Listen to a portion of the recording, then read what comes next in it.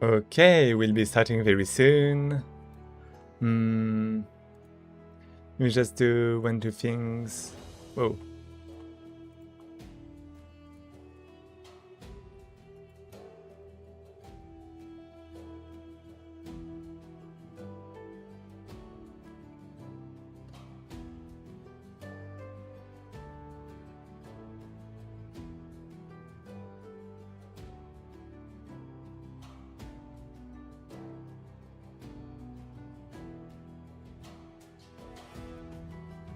Okay, here we go.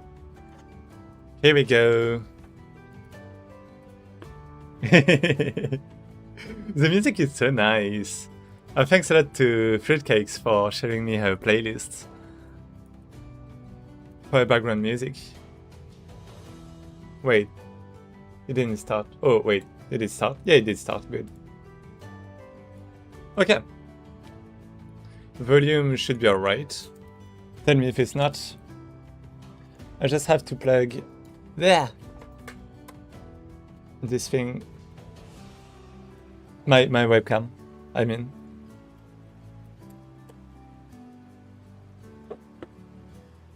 Nothing else. And wait. Yeah, this one deactivates, reactivate. I don't know why I have to do that. But every time I have to deactivate and reactivate my webcam. And oh! Wait, wrong scene, okay. Okay, good enough. Hello people, it's been a while. It's been a while. Hey, Calculus! Hey! Nice to see you. So soon, so early in the stream. So basically, I have to tell you a bunch of things because I haven't streamed for 2 days, and offline I did a bit of thinking and a bit of testing. So I guess for my animations, let me show you. Mocap. Was it like free mocap? Like this. Basically, there is a software for free mocap, for free motion capture, which basically converts video into animation data. And I tried it. I tried it a bit offline. And that means I know why I won't use it.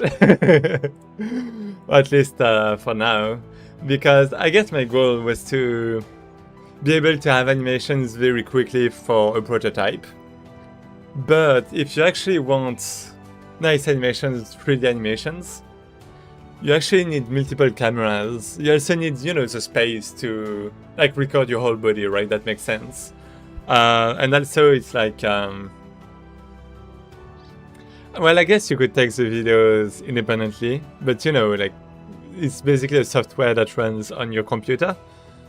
So, it's like better with streaming, right? If you stream it.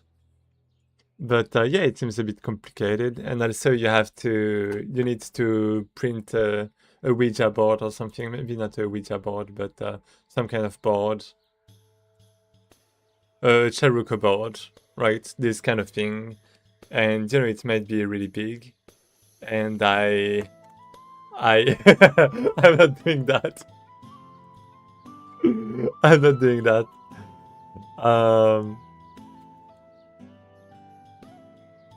Yeah, anyways.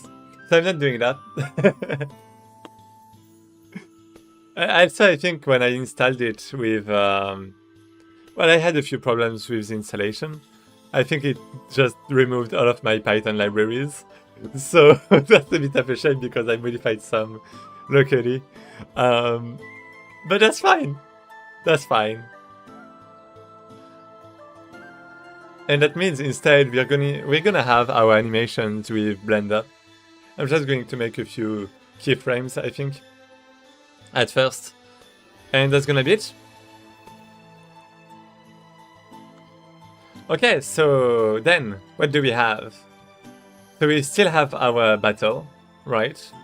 So, well, we can basically switch from first person to third person, right? And the thing is, like, you can attack, right, right, left, even middle, right? And then you can dodge on the sides, right? Well, we have a few problems right now, but that's fine. And yeah, basically at first I wanted some kind of gameplay, some kind of battles that would be like a bit slow, but when you can, you know, a bit like Souls-like or that kind of stuff, where you can basically counter or like dodge or that kind of stuff, right? So you have the time to see the attack and you have the time to parry the attack. And I don't think I want that actually. I think I really like the concept because, like, ideally, I guess I really like the idea of having a game where you can have a perfect play and not get any damage, right? But the thing is, I actually hate those slow movements, right? And I want something a bit faster than that. The music feels really loud. I'm not sure if it's me or not. Let's do that. 1, 2, 1, 2. You know what? Let me just listen to that quickly. So, but the thing is, I actually. Okay, no, that's fine. Okay, I'm just gonna reduce the volume on my side. And yeah, basically I want my attacks to be fast, and I'm going to change the gameplay a lot.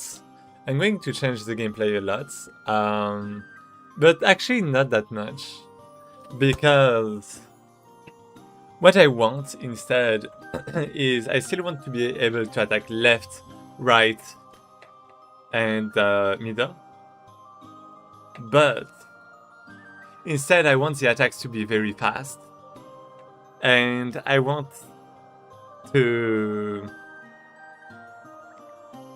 Basically, I want the attacks to... You know, like if you attack one left, one right, it's supposed to be really fast. But if you attack one left, it's supposed to be a bit slower because, you know, you have to get your arm ready to attack again, right? Well, your sword on the left side. So, you know, you're going to have like an optimal kind of combo. Like left, right, maybe middle. But then basically the goal of the enemy that is going to get all of those attacks is going to dodge, right? Is going to dodge. That's going to be his goal. And if he manages to dodge, then he's going to have like maybe an attack boost, right? Like he's going to deal like a crit or something like that. And we're going to basically just have a lot of small attacks. But, you know, if you can predict correctly, then, well, then you switch. What I mean by that is that if you attack, then the enemy won't be able to attack until he dodges. And then, you know, with the dodge, he's going to attack. And then you're the one who won't be able to attack and who is going to have to dodge. And that's basically going to be some kind of dance like that, where you're going to exchange moves and, you know, trying to predict what the enemy does, basically. And the goal is to be able to, you know, deal as many damages as possible, while still, you know, being unpredictable.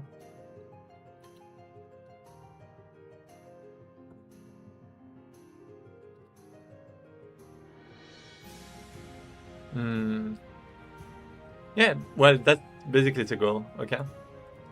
So let me just maybe increase the attack. Left attack, middle attack. So this one is a nope. This one is a nope. Middle attack. Let's put 4, okay. This one is going to be, let's say 4. And I don't know if I have right attack. 4, okay, never mind. And then we have the dodges. Okay, that seems fine actually. Let's try this. I want to see if the attacks have the right speed.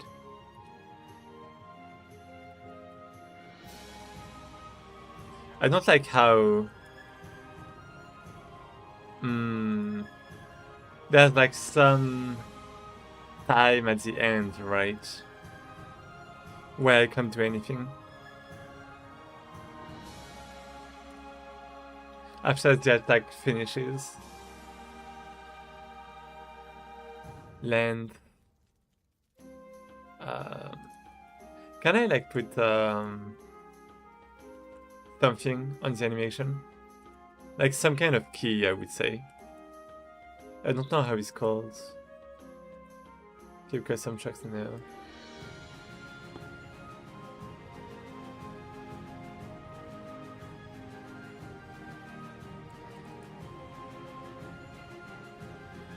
Oh, the animation tree maybe. I do have to do something about this. Like I shouldn't have my characters, like my animations like this.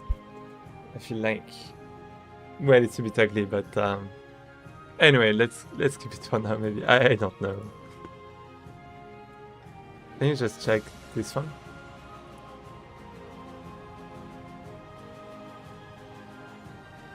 No, that's maybe not. Technically, we could call like a function inside this, but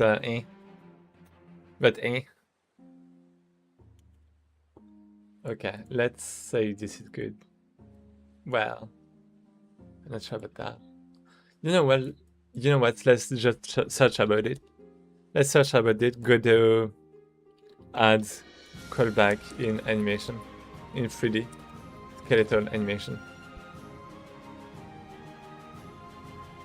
Animation player, and yeah, you can just call a function, right? Add track, call method track. Yeah.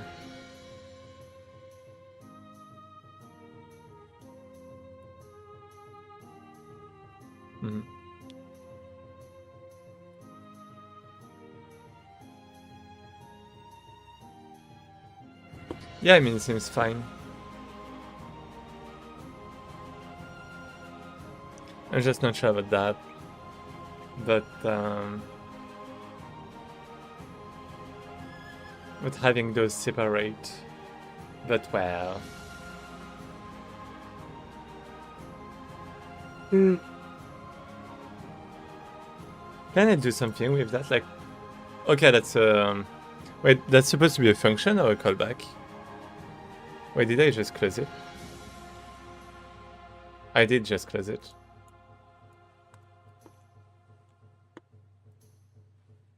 Call method track.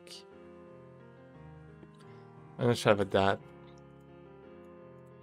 Let me go to the animation, like this one, animation player. And we have, for example, the attack. And there's going to be this. And this is going to be the time we finish this. Audio playback. Call method. But yeah, I have to call a method. So that kind of sucks. Like, ideally it should be a callback instead of a method. Oh, I guess it's one track. I can't modify this track, but I can add new tracks. Got it. I got it.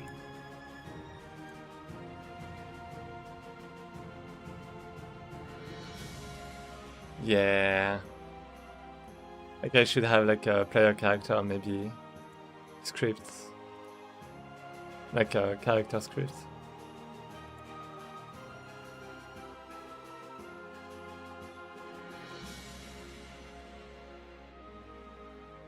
And I have like a call method that's going to call a callback that we can bind to.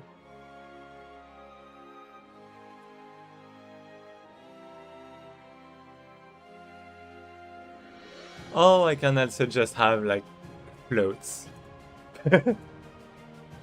I can also just have floats. Attack forward. Yeah, let me try this. Well, I'm not sure about that, but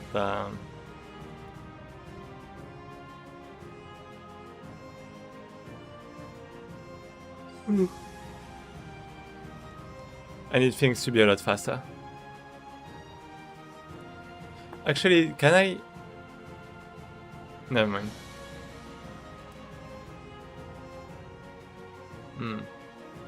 Because I guess I want like some time to... I want a commit time.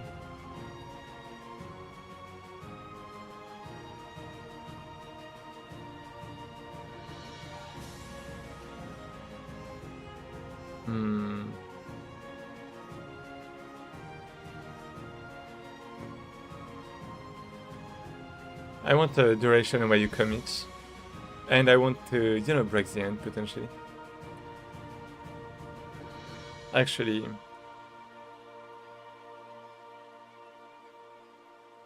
I mean, maybe it's just that the animations are too fast. Yeah, can I just modify data, models, animations? Can I just do left attack and reduce this to like 2?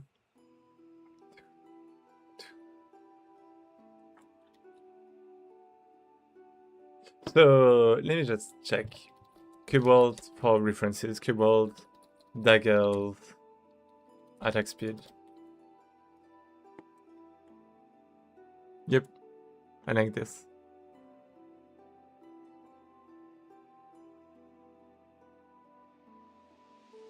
So how fast is it?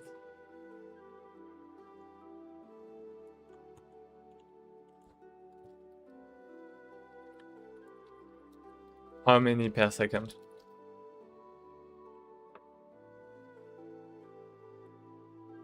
Yeah, I know. So it's 2 to 3 attacks per second. Whoa, that's fast. Whoa, that's fast. So it's supposed to be like 1 second.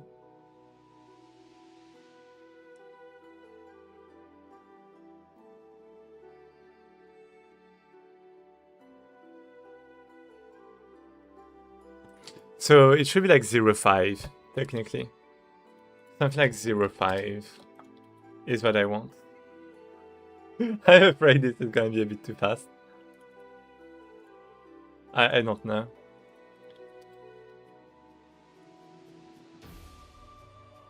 Let's try this. I'm not sure this is going to work well, but we have to try. I don't even attack.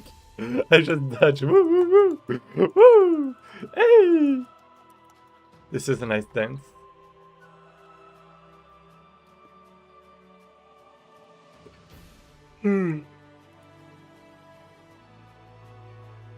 So what happens when I...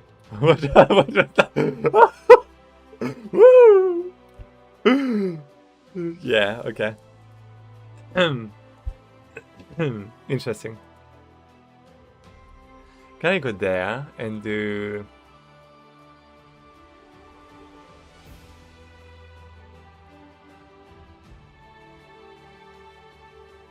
I mean, at this point, I just want... Let's open Blender, I think. Yeah, let's open Blender. At this point, I just want, like, keyframes. I don't need, like, actual animations. I want keyframes. I just have to find where Blender is, because since I downloaded the free mocap thing, I have a lot of Blender folders that are actually not Blender. So what is Blender? Where is Blender? In core? That's not Blender. Okay. I'm gonna remove this. Oh, no. Wow. Okay, yeah. Removed. And now Blender, am I going to find what I want? I'm still not finding.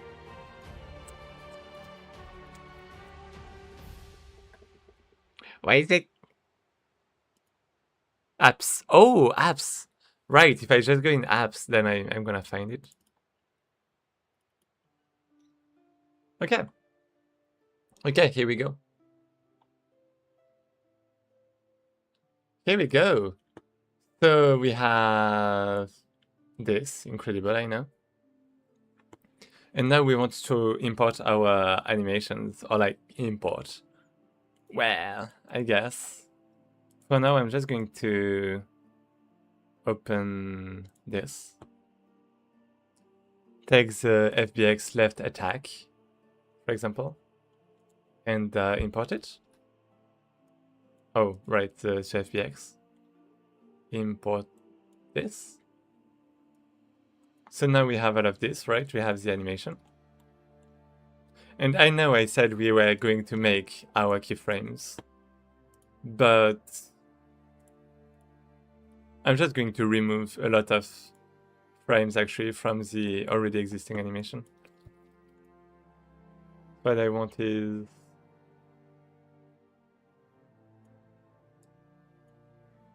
something like this.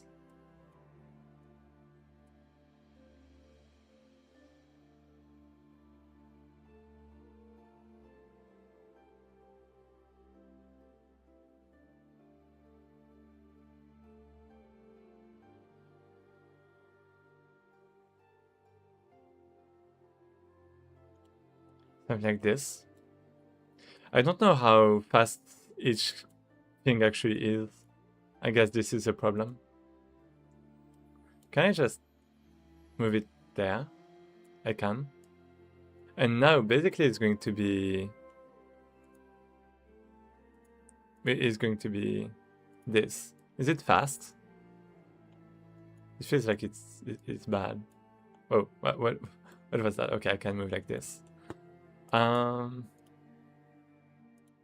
it's gonna be 40, 35, 35.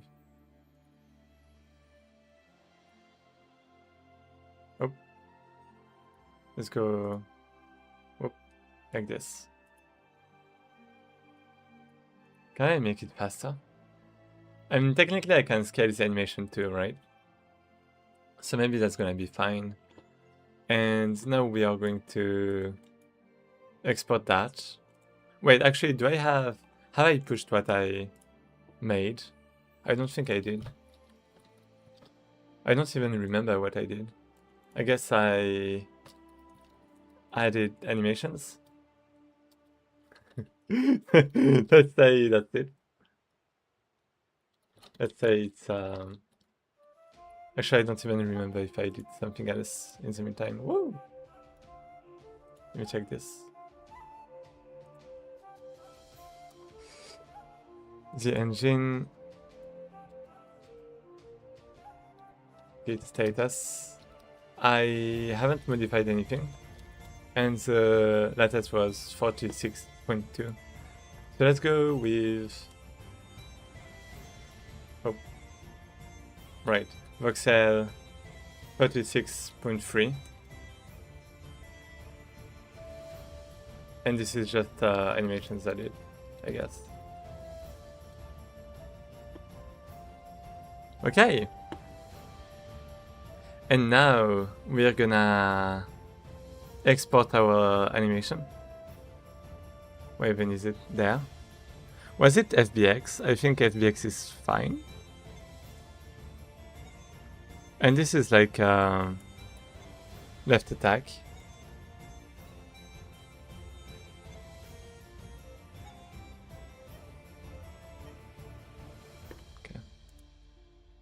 I say Proxan, how fares the grind?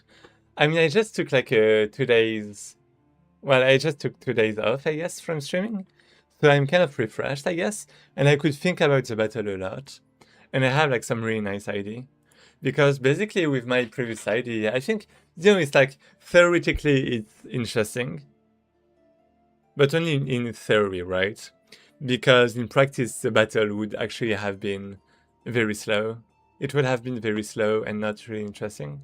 Well, or like, slow, too slow for me at least. And the idea now is to make it faster.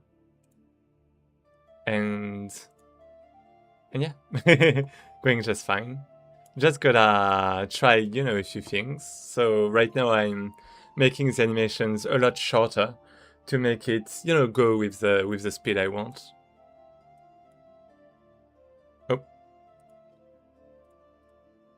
Wait, what was that? What did I do? Left attack. Wait, where was it? I just copied something, but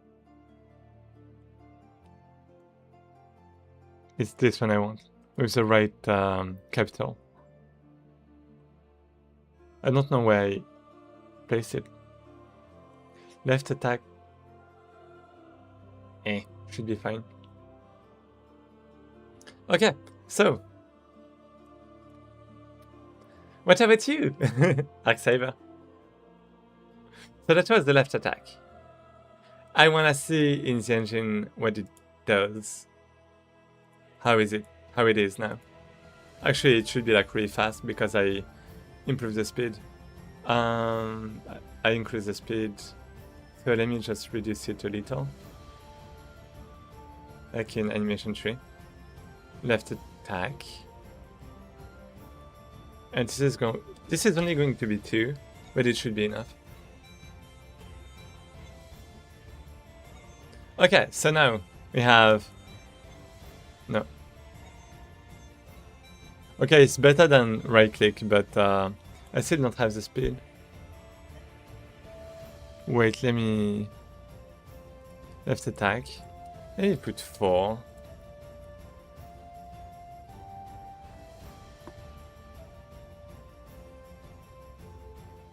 Yeah, it's not good. I don't actually know why he's doing this. Well, I don't actually know the speed, is what I mean. Is what I wanted to say. Like, this is 35 frames. But how long is one frame? I have no idea.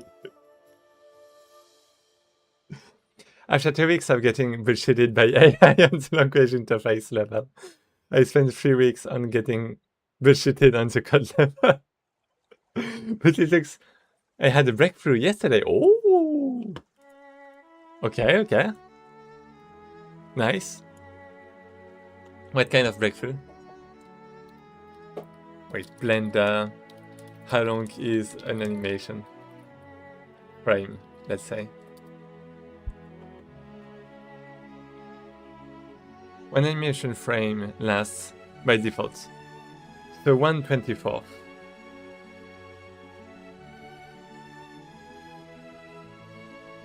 Okay. I think frame is good enough. Change frame rate.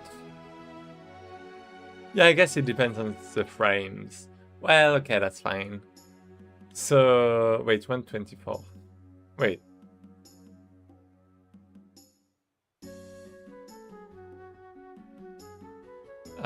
Okay. Like, when I try to export, I guess I should have the option. Export. Where is it? FBX. Amateur animation. Sampling rate. How often to evaluate animated values in frames? Wait, what is a frame? I hate it. Okay, that's fine. Let's count, you know what? So I guess it's 24. 24 is 1 second, right? That's what it just said. So technically, that means it's like 1.5 seconds. But I like did a ×4, so it should be good. Oh, no, because I added a max. It's because I added a max to the animation. Left attack. Right, the length is different. Wait, 1? Wait, 1? Huh? Huh? What the fuck? No! No, what did I do? Wait. So this one is 34. Let's do that. 34 divided by 24. Shit. 34 divided by 24. Hey, and yeah, that should be the default length, right? So let's try that. Oh, it's not bad. I like that. Do you? I do. Boo, boo. I like that. Now we need the same with the right attack instead of whatever this is.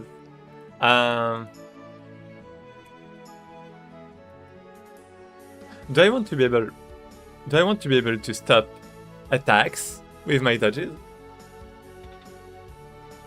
I think I might want a commit, even if it's like a very short commit. I'm letting AI test the game with a limited amount of budget and time. And I found out that the code has to be simple and clear with logs. And that makes AI understand it much better and the results are much better too. Ooh. That makes me think about making a game with AI paper. How was it called? No, that, well, AI stimulates a game development studio. Paper. Is it this? It's like on GitHub too.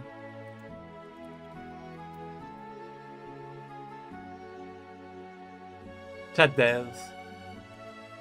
Right. I don't know if you've heard about this.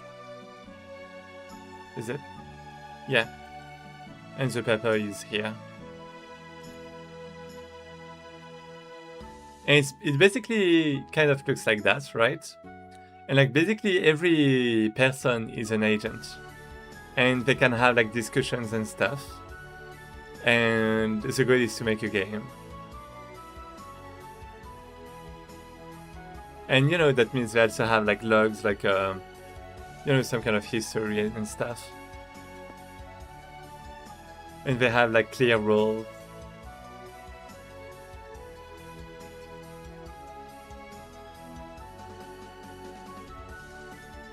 If I just ask AI, does the code look good? And it looks to answer yes on a superficial level. Yeah. Okay, I see what you mean.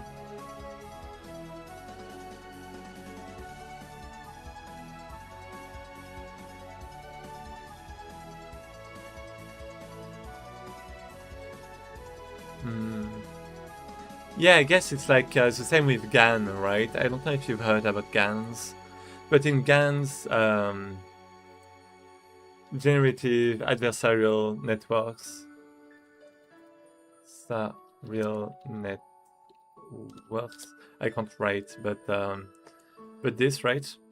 The goal is basically you have like one AI that generates, and another one that you know, the discriminator that's going to discriminate. Ooh. Right, that for example, this person is black, so it's ooh. This person is white, so it's yay. Just kidding. But, oh my god. What is this image? What is that? But yeah, basically you have a discriminator that's going to rate you know, like well, it's going to rate the output of your generative AI, and it's basically going to learn the bad ones from the good ones based on some training data. And I guess it's like kind of the same with you know, agents in some way, where it's not really this, well, it's not really the same algorithm. Well, it's not the same algorithm for sure, but you know, you have like, usually it's better where you have, when you have like some AI that tries to rate another AI, I feel like.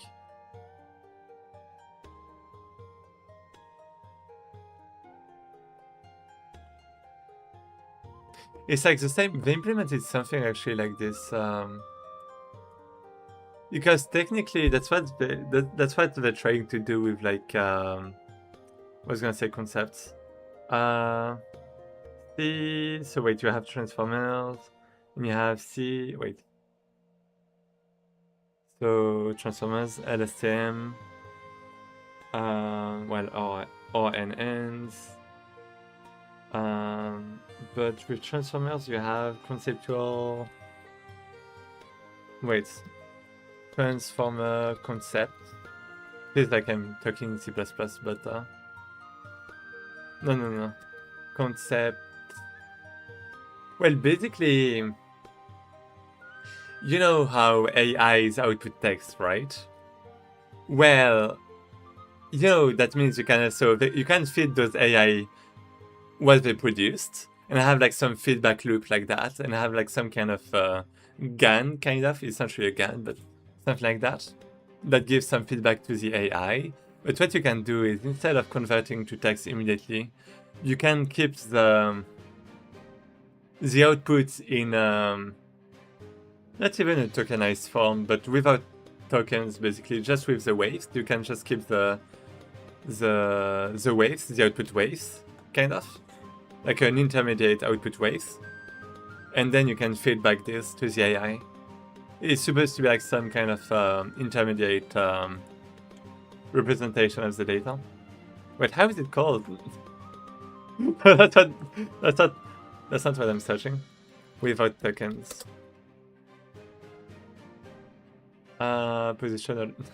This sucks. I don't want positional. Well, it's not about positional encodings. If you have positional encodings, it's like, well, no, I guess positional encoding is like necessary, but absolute one is kind of, yeah. Without tokens, how is it called?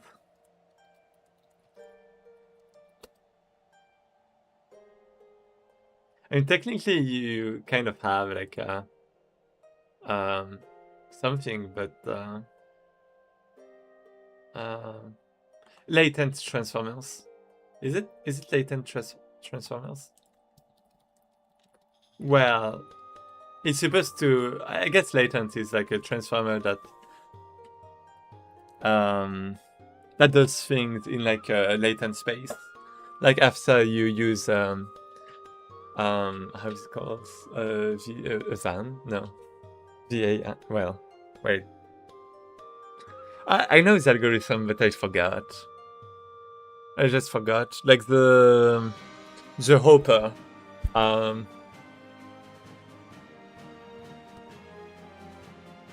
Autoencoder.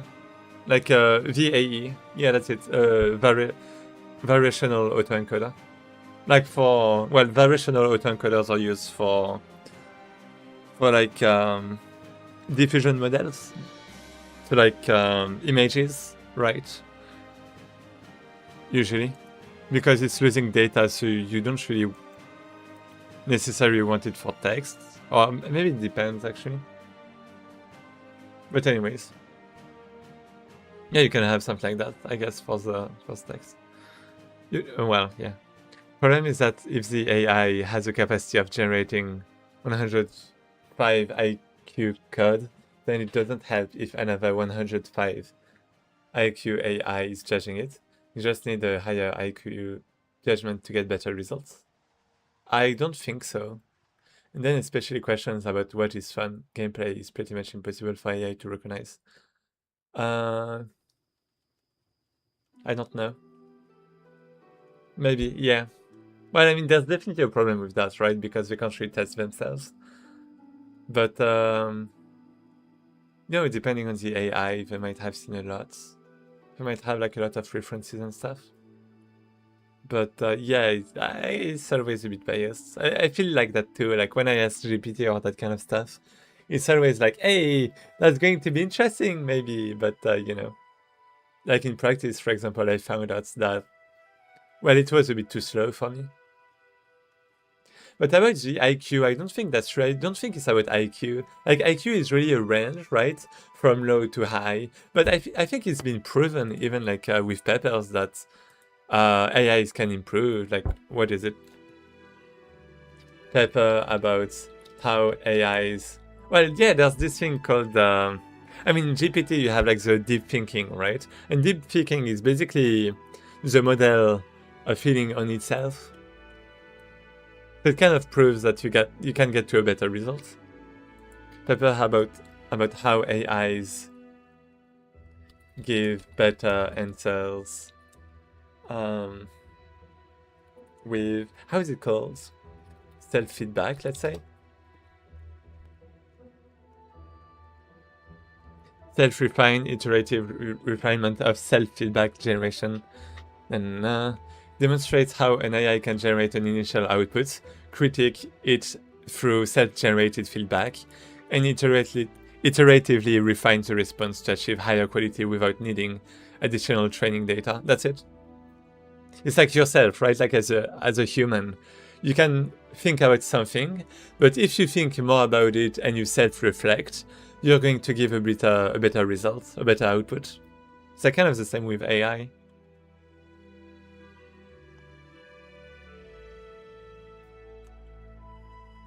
I don't think it's about IQ, it's about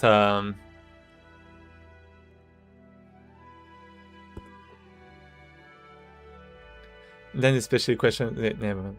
The sentence is certainly true, but the result is still not satisfactory in many cases. Yeah, that's possible. I can understand. Yeah.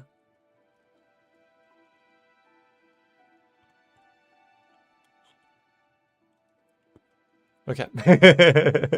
I mean, I don't really have anything to say about that. I mean, yeah, I guess so.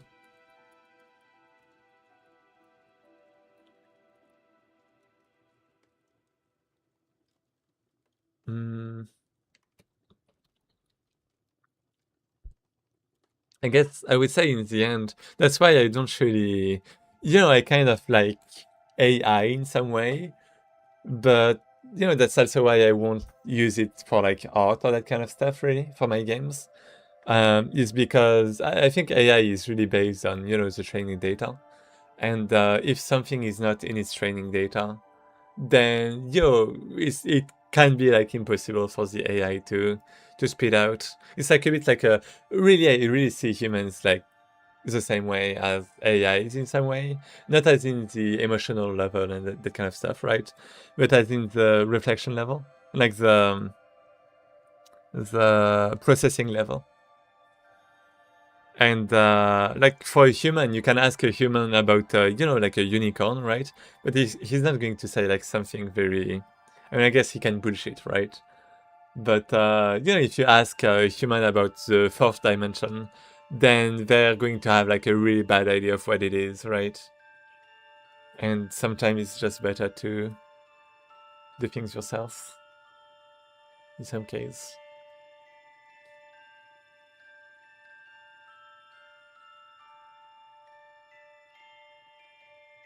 That's when I have to step in and either ask for an alternative because the suggested improvement doesn't sound right, or I know that a better good enough solution is.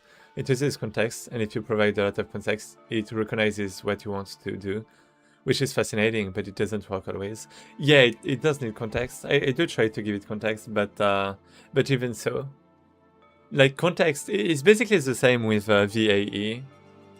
I'm gonna show you something.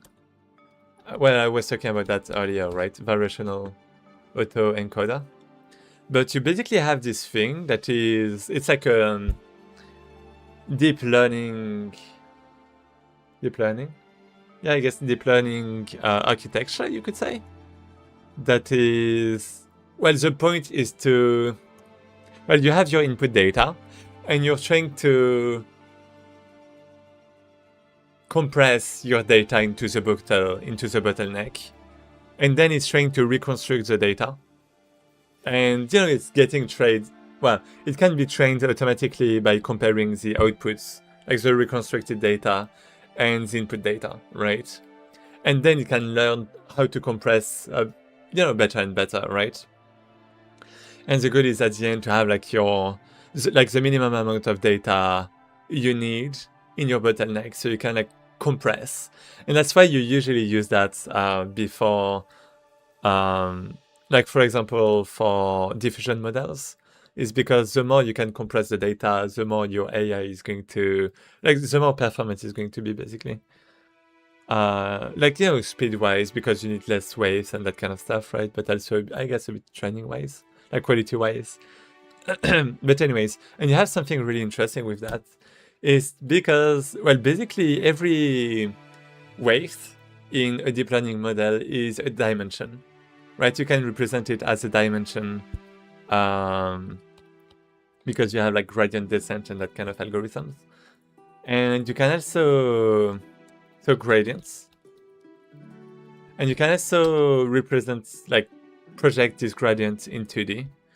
Oh, like this. And I forgot what I wanted to talk about. But you can basically represent the space that the AI has learned. And that means you can also see that, you know, there are some things the AI hasn't learned. Like dimensionality-wise, you could say. And, you know, not everything needs like a point, right? Not every point in the space makes sense, but, you know,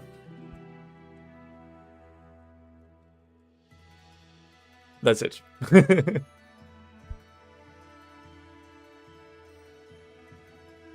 Like, for example, I guess this is like, you can't really visualize this, but let's say with words, maybe. Gradient map.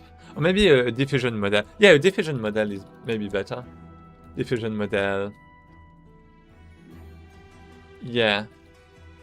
Well, actually, oh, this is a good example. Look at this. Like, it's basically a model that is trained on an input image and it's trying to recognize a character. Right? Or like to recreate it, maybe? I don't actually know. Labels. B, C, D. Oh, he's trying to clean up the images. And yeah, it's basically, you know, well, like you can see that the black points are 0, the orange points are like 6, the purple points are like 2, and it's basically like mapping the input data to, you know, the output data that you can visualize, I guess, with the graph. But, you know, there are like some points that are kind of not there. You know, it's trying to guess, but yeah.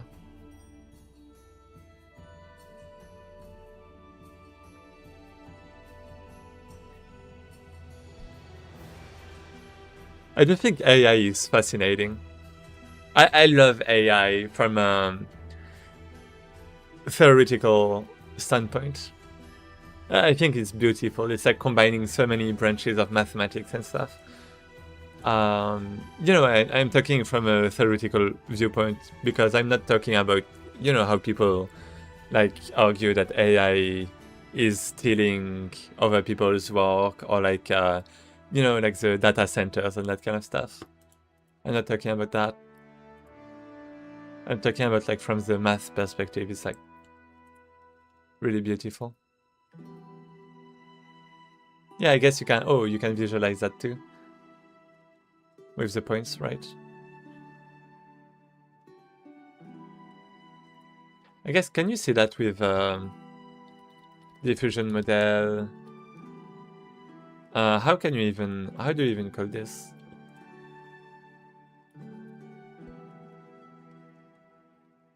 There should be like a name below the graph. Okay, that sucks. Visualization.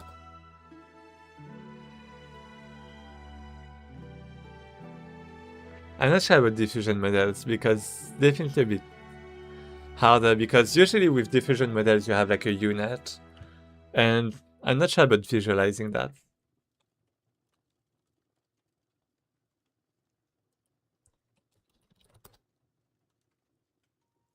Yeah, maybe not.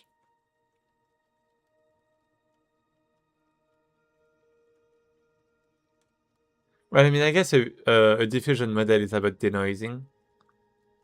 Well, yeah, it's about denoising. So you can't really like see, well, how it's going to denoise the noise. Well, it represents noise. It doesn't represent like a number or something like that, so it's definitely a bit harder to visualize.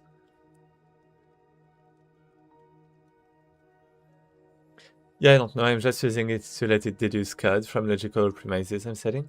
Yeah. I heard the biggest advantage it has is basically unlimited memory. Wait, what? No, nothing has unlimited memory. Like with AI? No, basically the AI... Well, it's basically like... let me show you. Well, it's basically the same with every machine learning algorithm. It's not even about deep learning. But let's say you have a graph. Yeah, okay, let's say you have a graph. And you have 2 points. Right? Like you know that for these inputs, you have these outputs. Like this, right? And you know that that for these inputs, you have these outputs, right? Then technically, if you're doing like some machine learning, you can basically just have, oh, you have a line. Woo! You have a line. So if you want to guess the inputs from, well, if you want to guess these inputs, then you can guess these outputs. Like if you give it this input, then it's going to give this output, right? And it's basically machine learning. This is basically machine learning. It's basically how it works for like deep learning and everything. The difference is just like how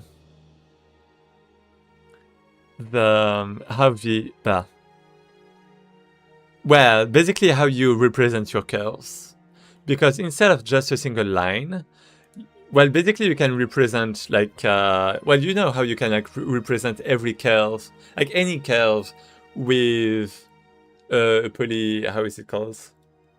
Like x plus 2x squared plus 3. A poly, how is it even called? Wait, math, poly, it's not a polygon. So x plus x times x plus that kind of stuff, right? A polynomial. Like you can represent any curve with like a polynomial, kind of. Like you can approximate it. And that means technically, you know, you can like find back your curves.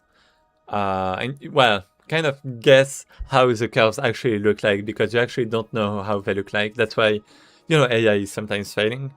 And, you know, you can like represent it in 2D like this with like one input and one output. But if you have like multiple outputs, you can basically have, instead of a single curve, then you can have like a plane, like not a plane, but like a manifold. And it's basically deep learning, right? Where you can have multiple inputs and multiple outputs.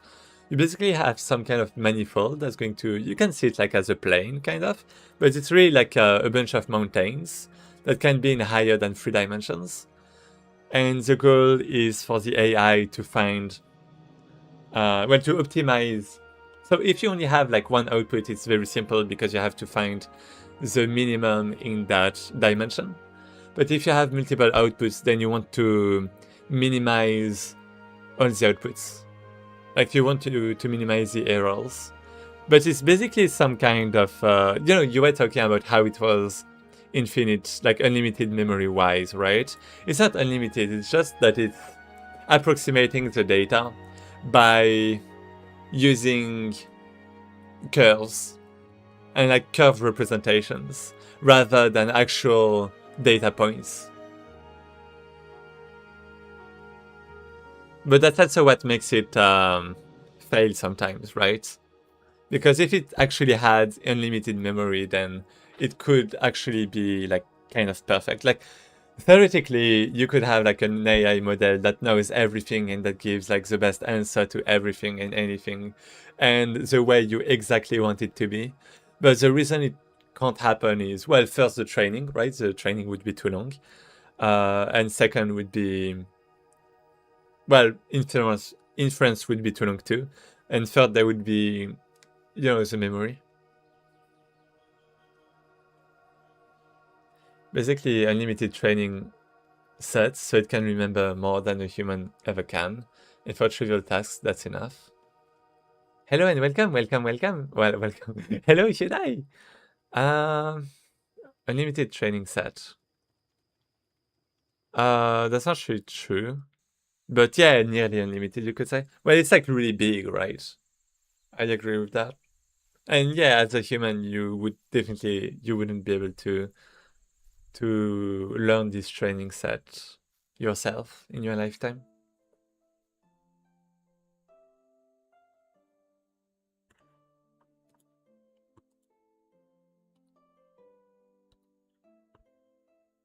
And yeah, I mean, basically, I think the problem with AI is not really about the training data anymore, because you can teach the AI. You can wait. Let me just adjust the volume. Okay, this is good. So yeah, basically, one big problem with AI is that right now, I guess, and since kind of like Transformers, I would say. Like with Transformers, basically we learned that like Transformer. When I say Transformer, it's basically like ChatGPT, right? With Transformers, we've learned that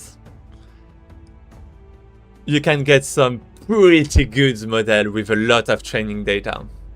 But the problem is that the quality of the AI doesn't necessarily scale well with the amount of training data. Like basically you can try to feed the AI more and more training data, but it won't necessarily mean that it's going to improve. There's like a limit to that, actually. That's like something like intuitively we think this is going to be the case, but it's actually not. Because the AI, like for Transformers, they have some context window, for example, or they have like some kind of memory mechanism that's going to, well, Transformers are about attention, and they're going to bring more attention to some words. And this also means that bringing more attention to some words means they're going to bring less attention to other words. And, there's like some kind of, with like positional encoding, I guess that's a problem too, where you're going to basically, the AI is going to forget. So like there are some ways to improve that, for example, by having by making a summary of the text you've read so far. But in the end, the AI is going to forget at some point. And that's what we're actually trying to improve, I think, nowadays. It's really about it's not about, well, you can't really like feed, well, I guess that's what Deep Blue did, right? Like Deep Blue did something like that. Deep Blue size versus GPT. I think Deep Blue was basically very similar to GPT, quality-wise, output-wise, but it was a lot smaller, and it was like made by not an indie company, but like a smaller company.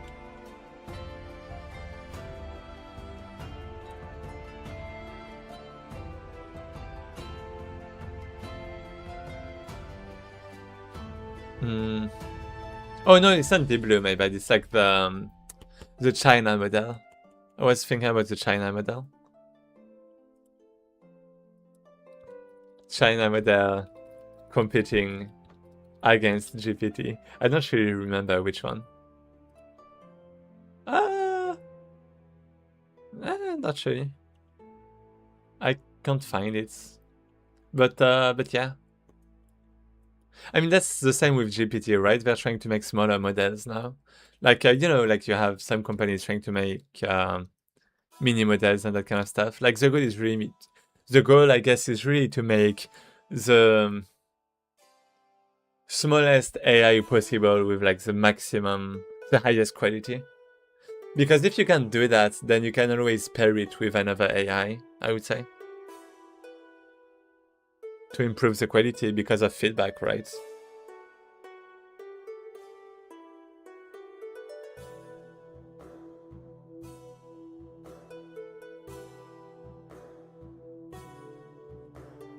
But yeah, I've talked enough about the AI. I've talked enough about AI. I mean, I can talk more about it, but I have to make my game.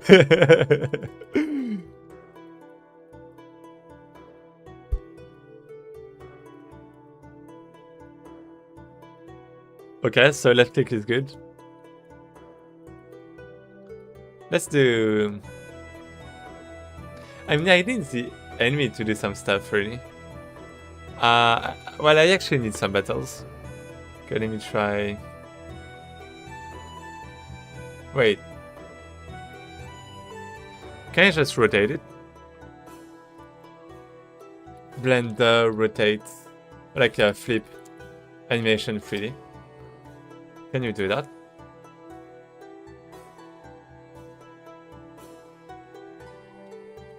Skeletal animation 3D. Wait, what? The skeletal animation. Oh. Select the armature in pose mode. Press A. Copy the keyframes. Then press Ctrl Shift V. Oh. Across the central axis. What do you mean by that? I'm not sure I want that. Yeah, left to right movement.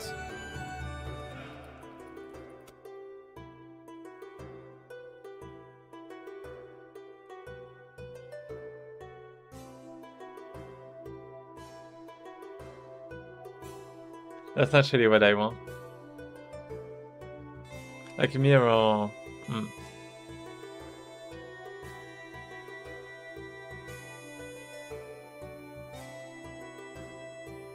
Scale X?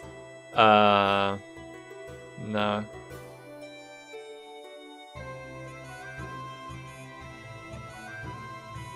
Yeah, that's the one I want. Is a header for the 3D window. On the very left is 3 icons. Copy pose, paste, flipped pose. Oh! Okay, let's try this. So what is this? Is a header for the 3D window. What is that? Is it here? Wait, let me first select the armature in pose mode. Probably. No. Pose. Oh, pose. Transform. No. Oh. Is it this? Oh. Okay. And now we have... Wait, this is left to right. What was it before? It was left to right. What? So if I do... What?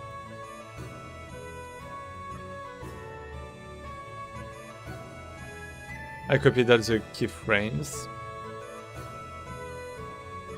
Paste the start pose onto the current pose. So if I do Ctrl Shift V, wait, A, Ctrl C, Ctrl Shift V.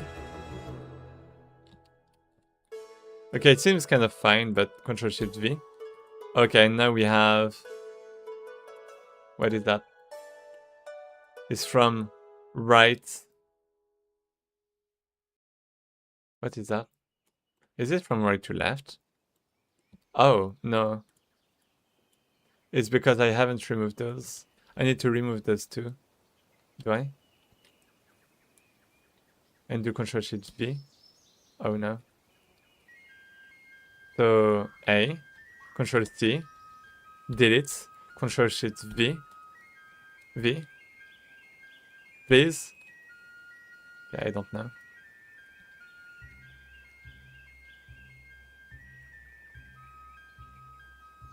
It feels like it's trying to mix both. I'm not sure.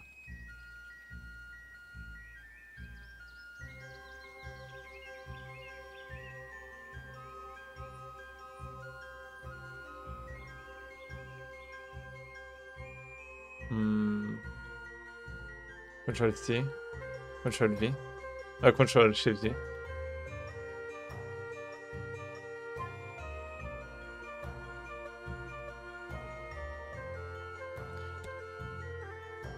It's trying to dance.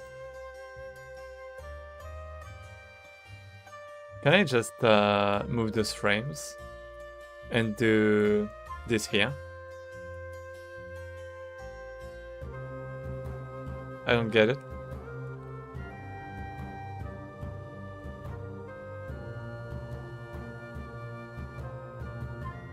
Is this what I want?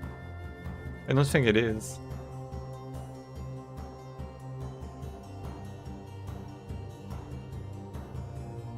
Maybe it is. Wait, what?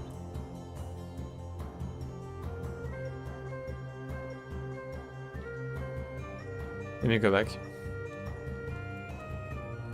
So this is my attack. Okay. Let's move this. Like that. And let's do this. Why is it stupid? Why is it stupid?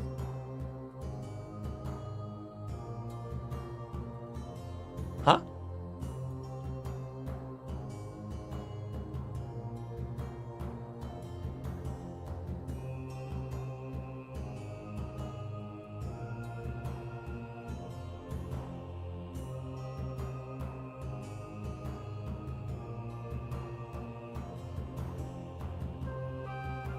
Pose button settings clear. Oh.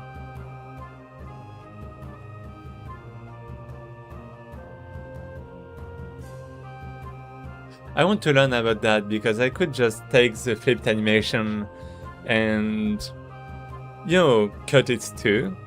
But I want to learn how to do that in Blender so I can do that for future animations, potentially. Because I'm going to make future animations, right? The goal is not just to produce something quickly, it's to learn Blender too. So how can I flip it? Flip scan and now by using bones from the other side.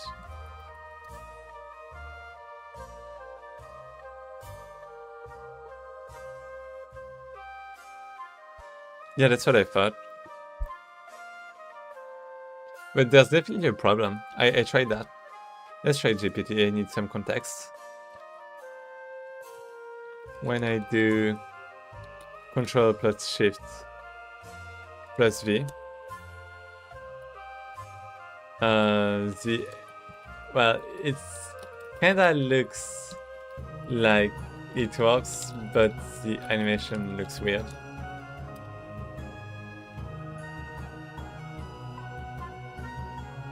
Amateur symmetry setup isn't exactly what Blender expects.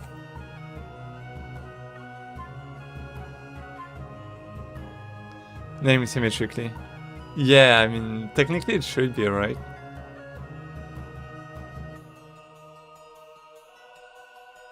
Amateur names. Auto name left and right. Check the button roll. Consistent orientations. Huh? Edit mode.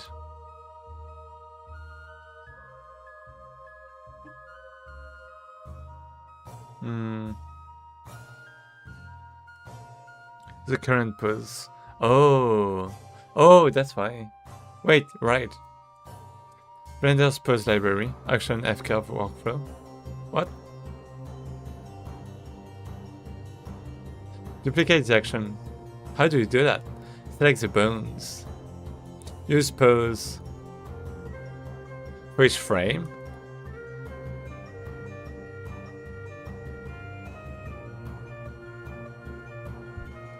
I have an attack animation and I want the, well, to mirror all of it.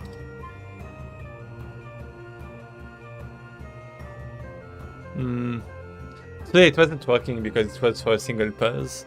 Instead, you should use Action Editor potentially. Select all keyframes. Wait, that's what I'm doing though. Paste, X flips pose, okay. This works best when the action is represented as poses / keyframes, and your buttons have proper point L and point R names. Should be good. But yeah, I guess it's not. Oh. Duplicate of the action first, then mirroring the F curves / button transforms.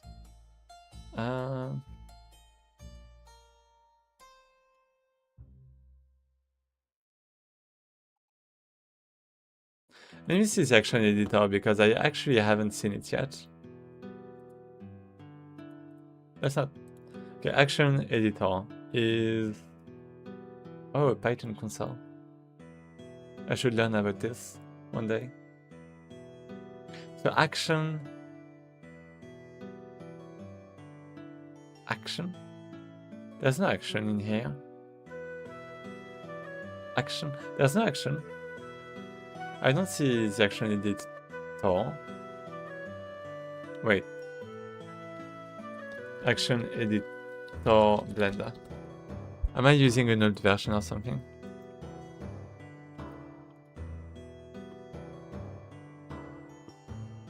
What?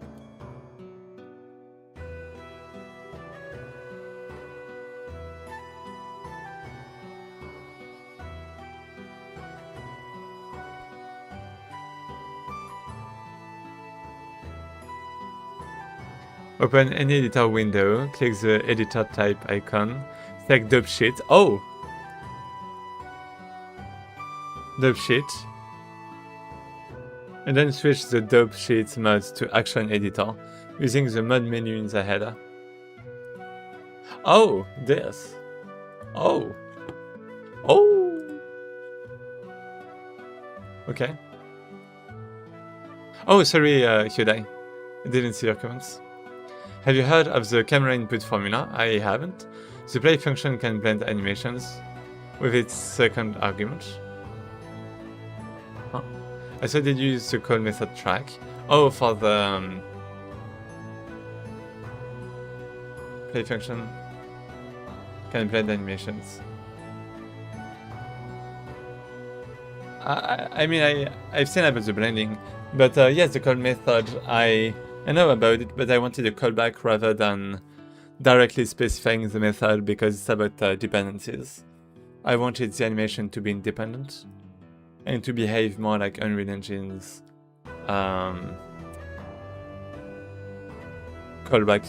thing, you could say. Well, it's basically just a key, like a label. I don't remember the name.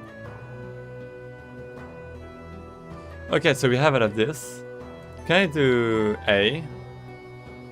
Control C, Control Shift, wait, Control C, Control Shift V.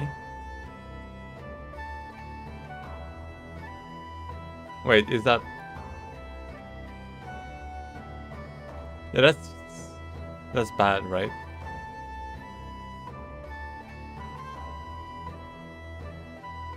What the fuck? Right, okay, so... Right. Is that... Okay, that's going to be a pain. Yeah. How to... Let me change this. It's definitely better like this. So I guess I want to remove this. Did it? This. Okay. Okay, I did it. I want to... Maybe go to the action editor. Control A, Control C, and I Control Shift V. Oh no.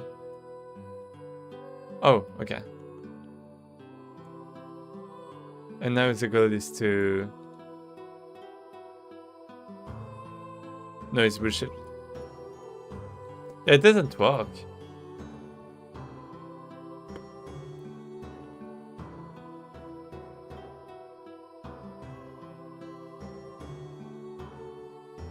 Wasn't there something about amateur button roll, recalculate roll?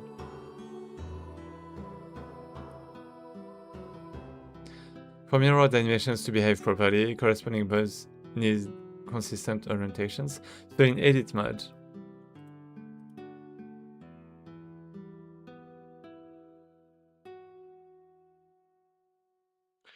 select the symmetrical bonds. Well, select the armature, okay.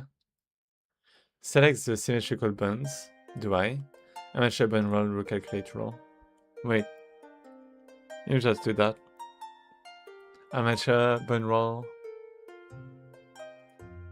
recalculate. Make sure the left/right bonds have mirrored orientations. Oh. Okay, I get it. Plus X. And this is gonna be like minus. Oh, it's local. Let's do. Wait, what did I do? Minus. And if I do this, and then you go back to dev sheet because it doesn't change anything. If I do this and then this, is it gonna change? What the? Whoa. Okay, this is interesting. This is interesting.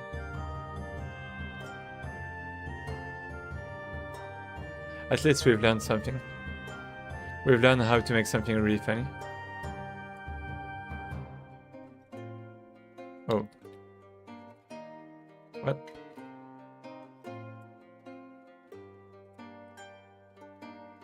So this is a nice attack. But what I want is edit mode. So this is supposed to be... I have no idea what it's supposed to be. Wait, do I want to clear rolls? No, recalculate.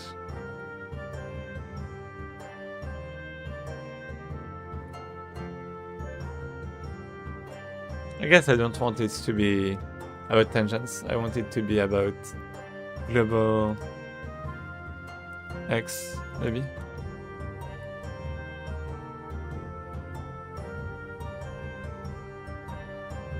Interesting. I'm not sure about that. But it looks funny, so I'm gonna try this. Armature. Recalculate. Minus? Wait. Is it working the same? Not at all. Okay, it sucks. Okay, I have no idea how to do that. How to do that. I'm just gonna assume the skeleton sucks. And that it's not symmetrical. Can I actually check this? Left, right. Or is it because left and right instead of L and R? Oh, maybe it's... Oh. Oh, maybe it's because of that. Wait. Can I just...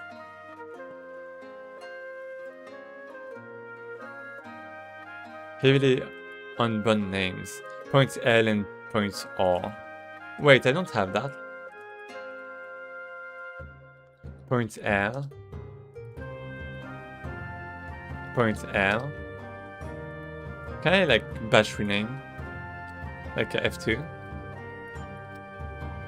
Can I select both and do... I don't know. I wouldn't speak ill of the mighty skeleton, but of my abilities. That's the sad. Okay, let's try this. I guess the skeleton isn't really big. So that might be fine.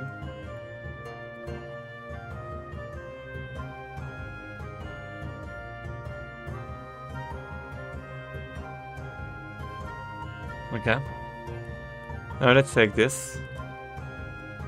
I'm getting used to it. Now we have this.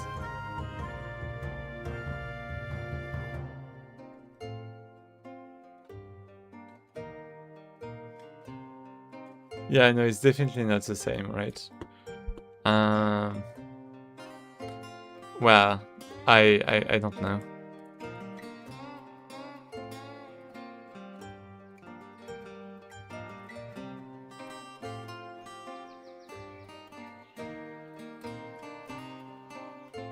You know what? I'm too good for this. I'm too good for this. I know how it works, but you know, I just Blend doesn't deserve me, doesn't deserve my knowledge, and that's why I'm going to use the over FBX instead. That I'm going to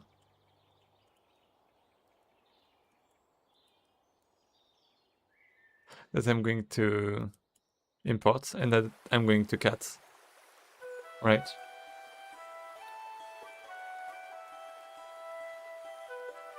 It's because I'm too good.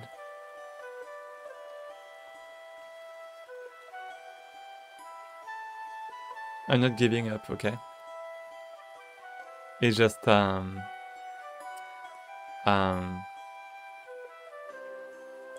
do you call that?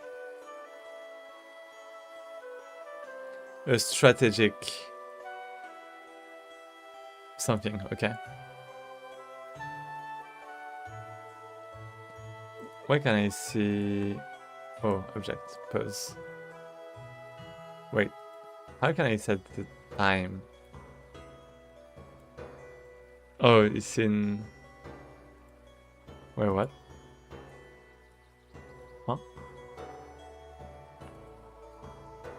Where can I set the duration of this? Donut knowledge always wins. Yeah, always.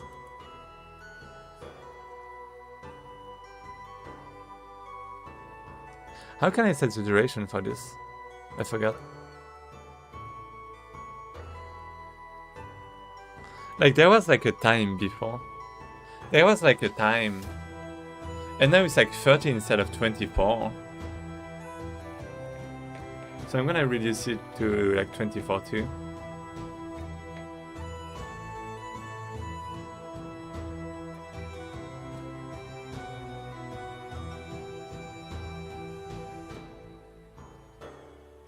But I don't know how to reduce the duration of this.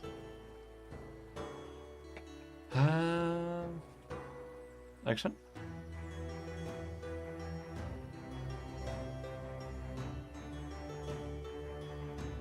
Or maybe this?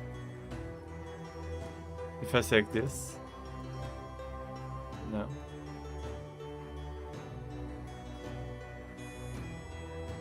They had... So it's in frames instead of seconds.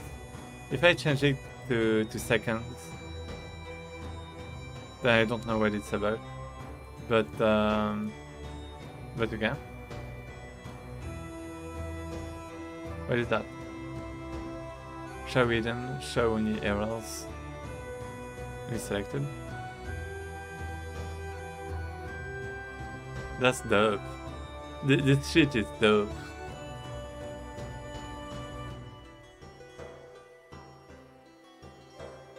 How can I reduce the duration of the timeline? Wait, it just disappeared. Blender, reduce duration, animation, dub sheet.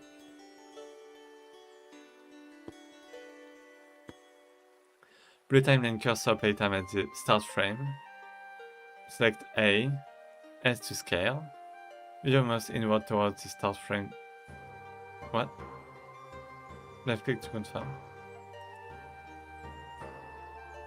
Can I just do... Oh.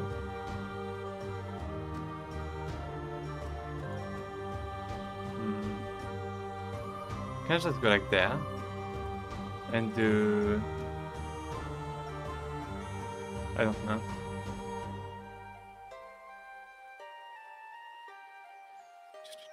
Go to properties and the scene tab to the little print icon. Wait, so go to properties and the scene tab. Stuff like this. world. Oh, scene. With a little printer icon. Printer icon.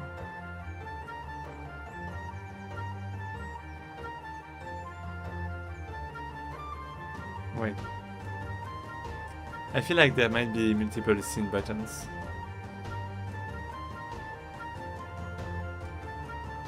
To the little print icon. To the printer icon first. Wait. The printer icon. Where is that? I don't know what a printer is.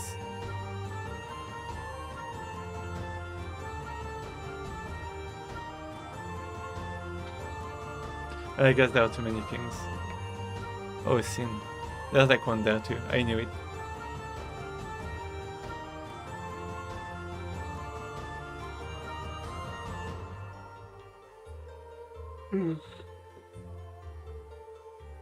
The printer icon. Two icons above the scene tab. Oh! Is that a printer? Oh, that's a printer. So this, then to...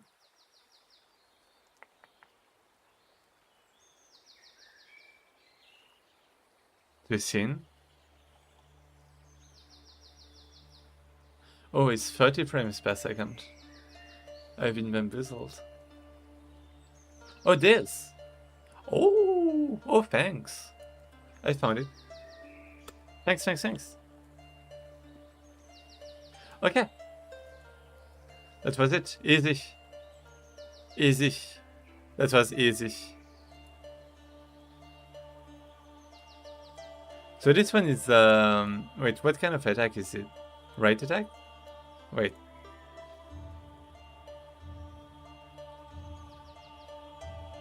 I guess it's right attack.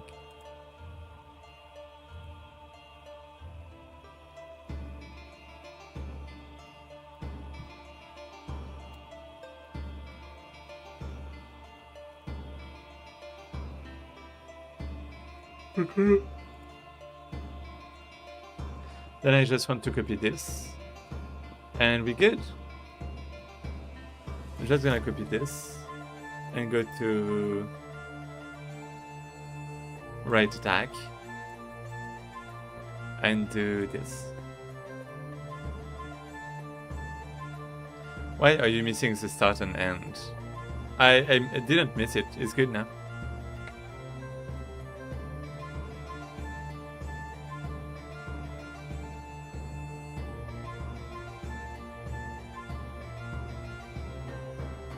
It's too slow.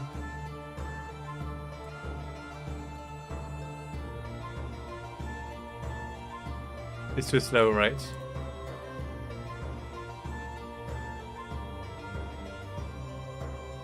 I think we can agree that it's too slow.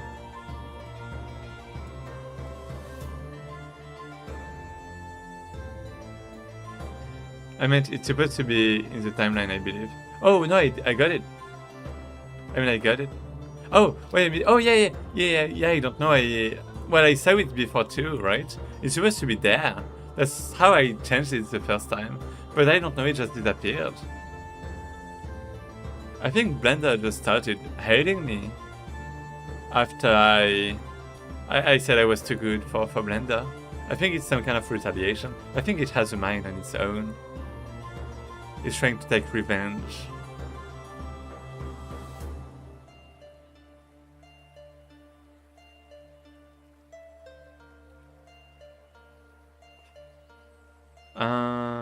I think the problem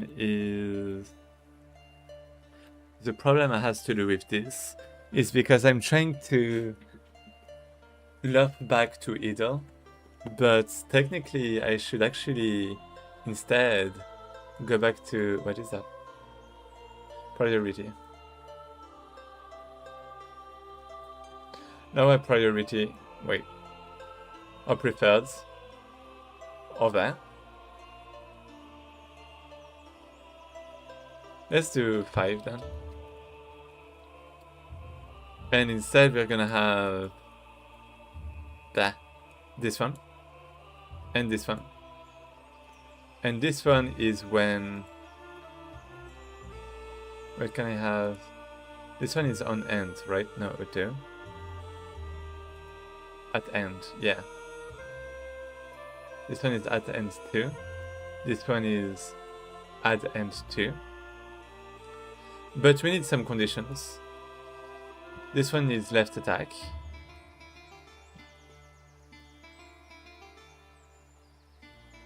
Immediate, okay.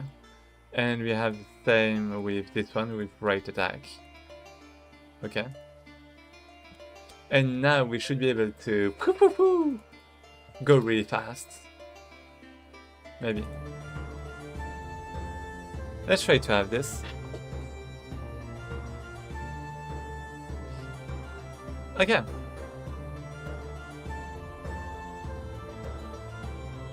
It sucks. Why does it suck? So when I do left, it does this, right? But then what happens if I do right? So it's trying to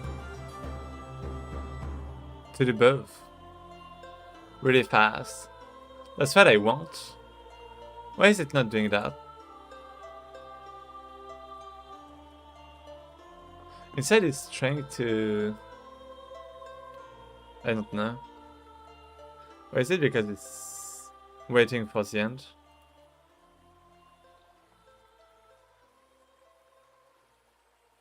I think it's because it might be waiting for the end.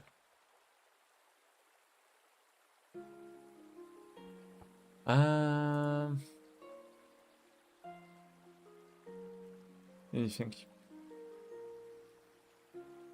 That means I need to... Basically the problem right now is that I'm waiting for the end of the action to start the next one. But what I want with those animations is I actually want like kind of both at the same time at some points, so I can have this interpolation.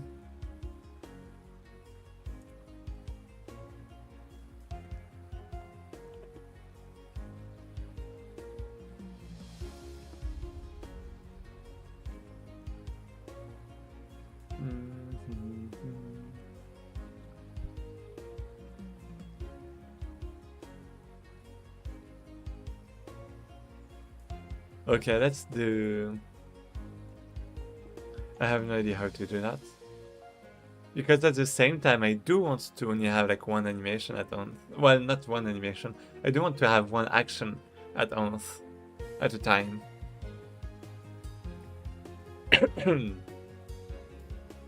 Maybe I should like reduce the duration, kind of? Wait a second. At end auto.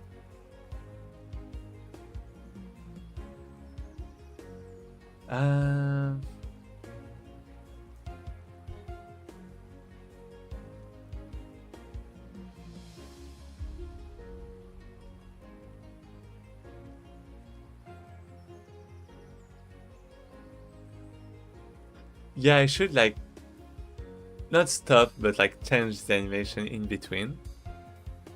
Okay, maybe the problem is really that I have... Let me go back to my actions. I have... Wait, backward dodge, right dodge, and okay, I only have one attack class. So let's say I have this. Right now I'm waiting for the end of the animation, right? I don't want that. Instead I want like duration time. Duration, oh, I already have that, okay. Wait, so I'm not using this, right?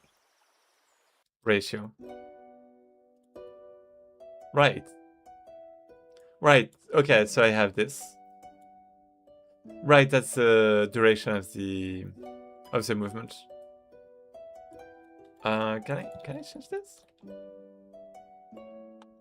Wait, is it the default? Yeah. Let's do movement duration. And then we're gonna have something like anim min duration. Well, not anim, but action duration. Well, min duration. Well, duration, yeah. And it's going to be something like 800? I don't know. 500?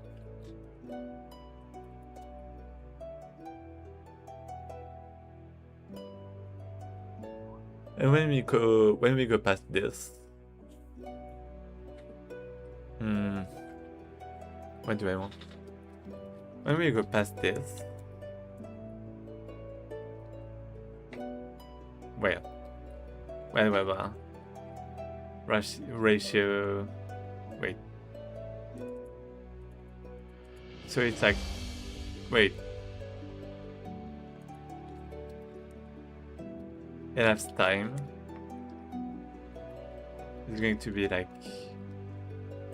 this. Is it? Wait. I guess it's gonna be integrals. And if this is higher than action duration, ms.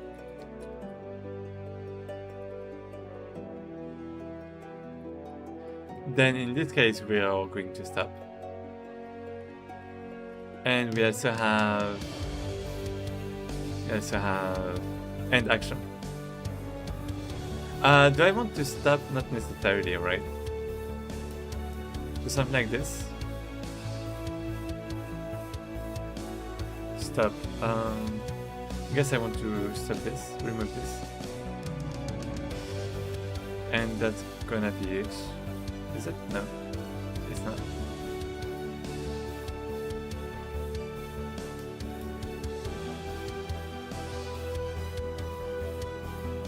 I want to disconnect one animation and oh, maybe I want this.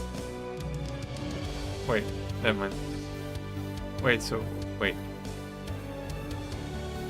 Oh, never mind. So something like that. Oh, I already have this. But I mean, I guess that should be good. Animation flag. Maybe this. And this.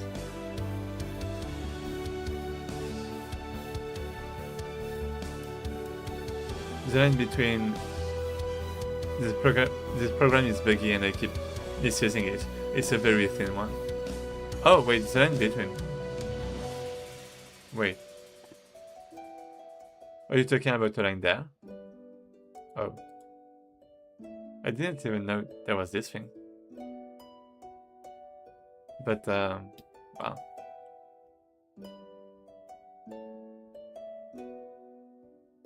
Anyways, I don't even know how I can reduce this again. Please. Oh, like this. Oh. Anyways, so we have this. We set this to false, maybe. Then we do. I'm not actually sure about this. I think I want the flag to be false when I start.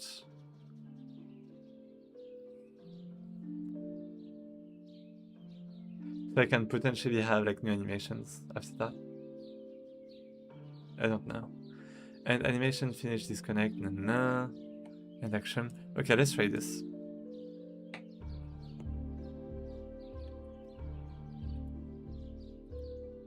We have this. And yeah, we have to wait for now. For everything to finish. Let me try with a breakpoint. What up? Wait, it's not doing anything.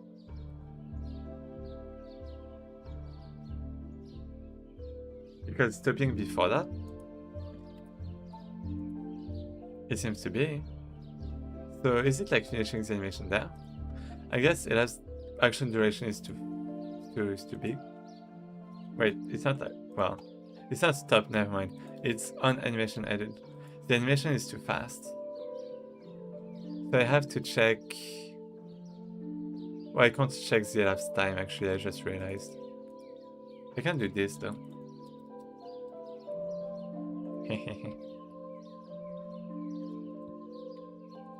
Now I can like go there and do this. And this is 400. The animation is lasting 400 milliseconds. Oh. Okay. So let's do 350. Maybe. That feels bad. Let's do something like this. Maybe.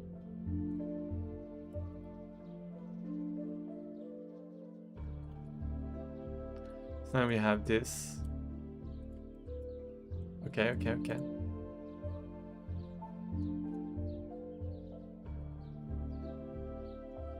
And now we can, oh, look at this, now we can combo, right? We can combo. Kind of like this, right? And we are not stopping by the middle, by the idle state in between, right? We're not waiting for the end of the animation. We are directly punching again. Like, you know, like running the sword.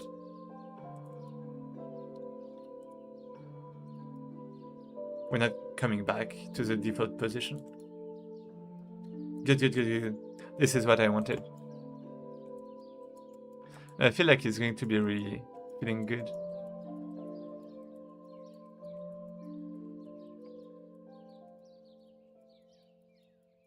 Wait, what happens if I right click, right? There's like a delay like this. There's like a little delay. But if you do left click, right click, it's going really fast.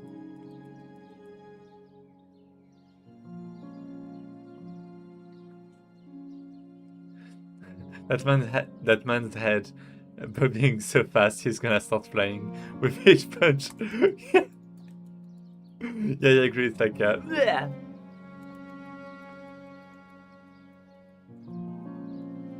It feels like I can't really chain up sometimes.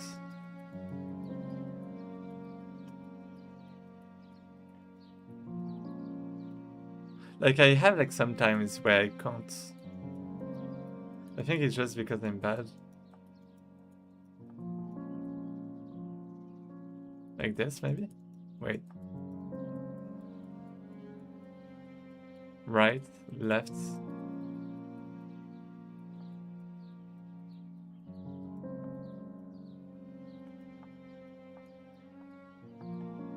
It's going really fast.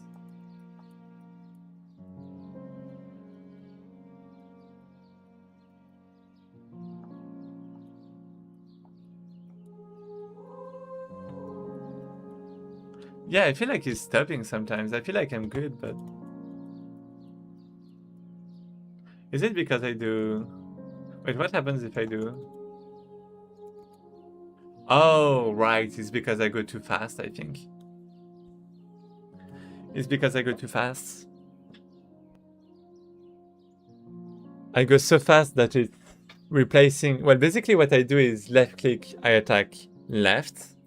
But then if I do right click, it's going to add the right attack in the input buffer. Right? To chain it up immediately after that. After the left attack. But if I left click before the attack finishes, then it's going to replace my right attack.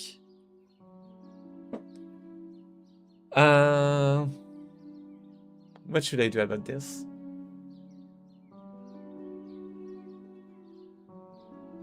I mean, if the attacks are so fast, maybe I just shouldn't replace them, really. Maybe I should have like an input buffer of like multiple inputs instead of just one. With like a maximum size still. Yeah, let's go inside. Yeah, let's do this. So it was character...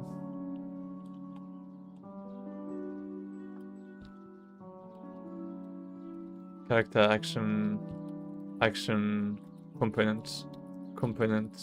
Hey, here we go. So, we have all of this. And right now, what we do is, if it's left, we... Wait, what do we do? Next input, right. We replace. Maybe? Wait, do we? Wait, what is that? Process input. Why am I even calling this? Oh, from C++. Oh no, I forgot. So right there. Well, no, right there. Start action. No, right there. Start action from inputs. Wait, am I? Wait. Let me check this. Event is action pressed. So wait, why is it even called? It's called from this. Process input, right. So I process. And if this is pressed, yeah, okay, this is it. Yeah, okay, this is it. If the current action is not null, then I assign it to the next input. So instead, what I'm gonna do is I'm gonna make sure that, well, let's just replace this. If it's equal to null, then we want to start it immediately, right? It's not a question. That's something I'm sure about. So we do this, okay? Back, so those ones, yeah, those ones are for the judges. So, okay, that makes sense. And now we want L if this is empty, then we do this. Okay. But only if it's empty. So for now, we're gonna try like this with only one input in the input buffer. But next we are going to, yeah, that's gonna be bad. Next we're gonna try with like a queue. So, are you like a senior dev? I mean, I'm like 24 years old. I wouldn't say I'm senior. Why? I guess I have some experience, but you know, when people say senior, they think about old people. I'm still young. Okay, yeah, now it's maybe... Is it better? I feel like I'm fading a little.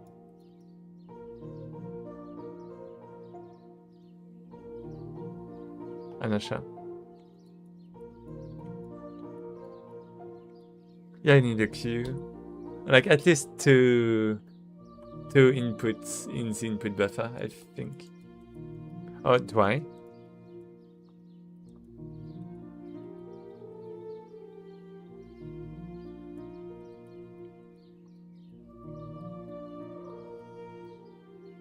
Hmm.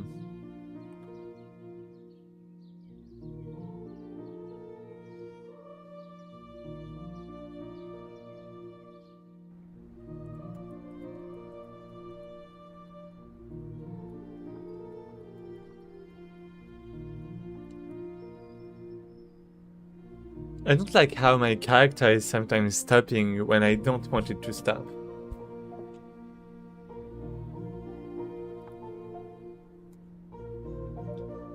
What if it's like poo? Hmm.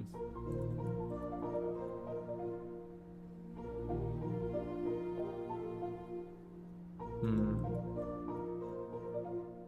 You may have senior moment. I mean, I guess I had my lead moments. Senior. I mean, by senior, do you mean like because I guess in programming there's like two kind of experiences. There's like the lead experience where you lead the team a little, like you tell people what to do and like you assign tasks maybe, or maybe not directly, but you manage a bit, that kind of stuff. And then you have the senior where you have more knowledge and more know about the code and like the, how do you call that in English? Or like the code base, right? It's a reference to RE4.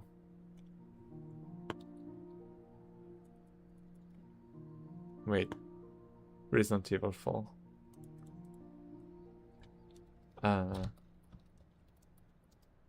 I don't have the reference. A senior moment, perhaps. I have to watch it now. I have to watch it.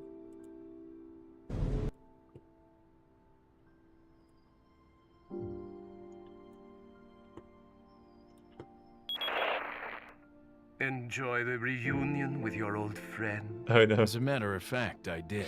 Oh no. Wonderful. This guy is I a bad wouldn't guy. want my special guests on the island feeling 100%. unattended. Guess I'm supposed to thank you, right? Ah, I have an idea.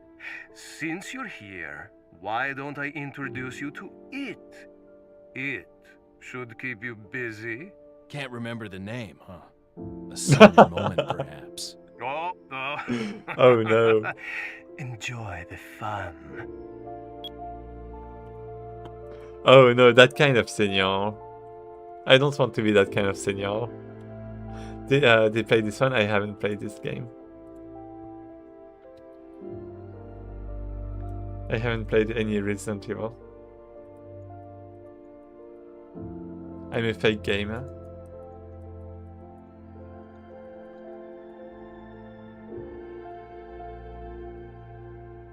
Learn with his pens.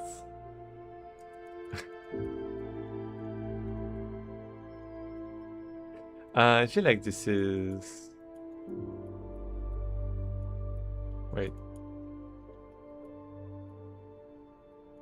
I wish sometimes I was able to like replay, like record my screen and like replay to see if I like what I did. But technically I'm streaming, so that's already the case. But I'm procrastinating.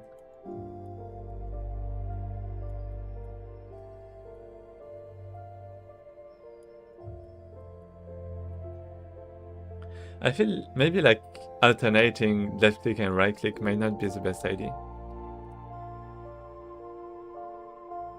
Maybe it shouldn't be about left and right. That's what like my friend on Discord told me. Maybe instead of left and right, I should have something more about different, like keeping the idea of having different kinds of attacks. But for example, left click is going to be alternating, and like right click is going to be, you know, changing the combo in some way. Like left click might be alternating, and right click might be keeping the same side. What game has left and right punches, unless the attacks are different? I actually got some references that I would have to check, but I'm kind of procrastinating.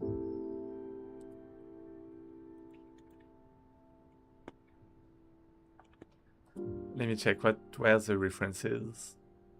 So for directional short games, there's like For Honor and Kingdom Come Deliverance solo and Absolver.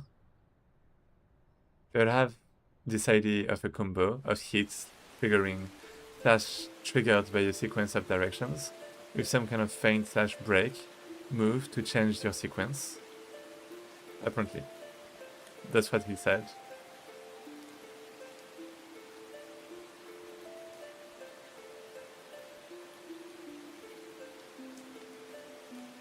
But yeah, it does feel kind of bad in some way.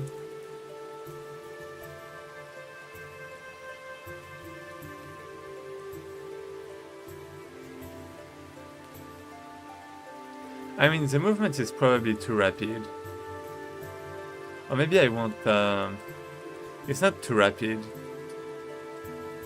It's that I want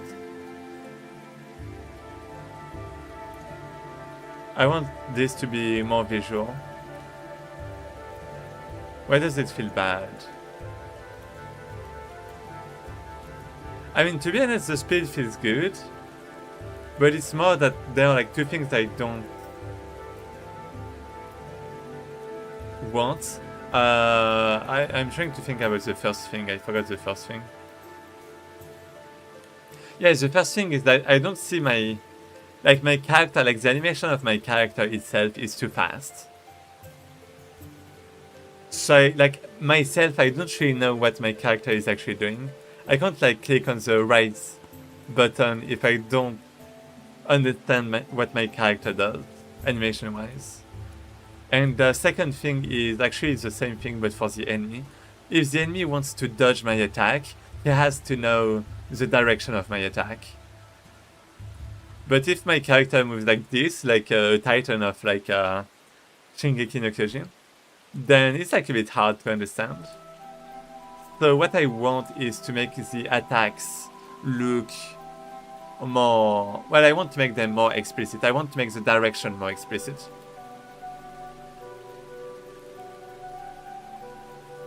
The player moves forward with each punch. Yeah, that's not really a problem, I think. Because there's like a limit to it. I don't dislike it.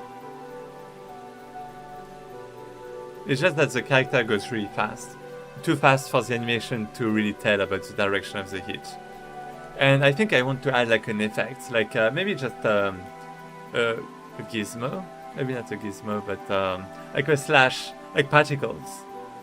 Maybe use a cooldown. No. I want the attack to stay fast. I want just an effect. I want a visual effect that makes it pretty clear what direction it's attacking. And for that, I probably want to put some particle system on the character. How can I do that? Because I don't have a node for that. Go to attach particle system to bone, maybe? To attach a particle system to a bone, add a bone attachment 3D node as a child of your skeleton 3D. Select the target bone in the inspector. Wait, you can do that? Oh, right, with this. And place your GPU particles 3D. Okay, we can try that. Bone attachment 3D.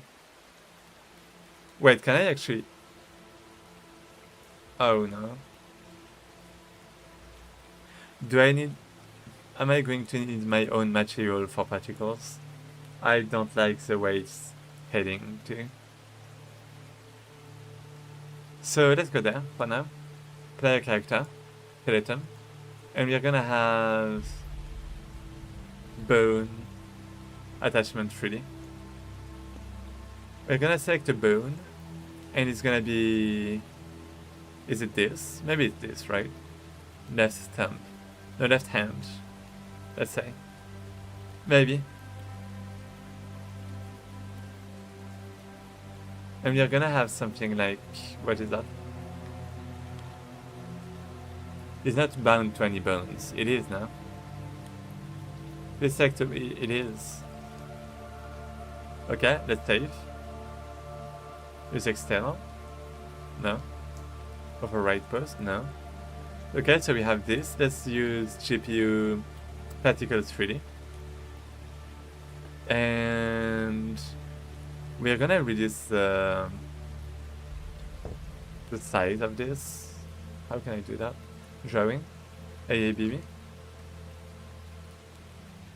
Right, because we want to optimize. I know that's crazy, but what is that? Oh, that's the size. Okay, that's good. That's not good. Wait, what? X. What is that? Oh, okay. I guess I want this to be around the hand. Or do I?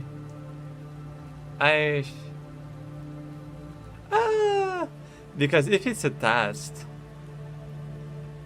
it should have not been assigned. Yeah, okay, this is fine.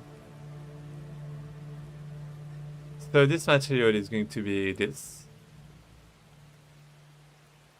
Now we are going to have... Is it actually spawning stuff?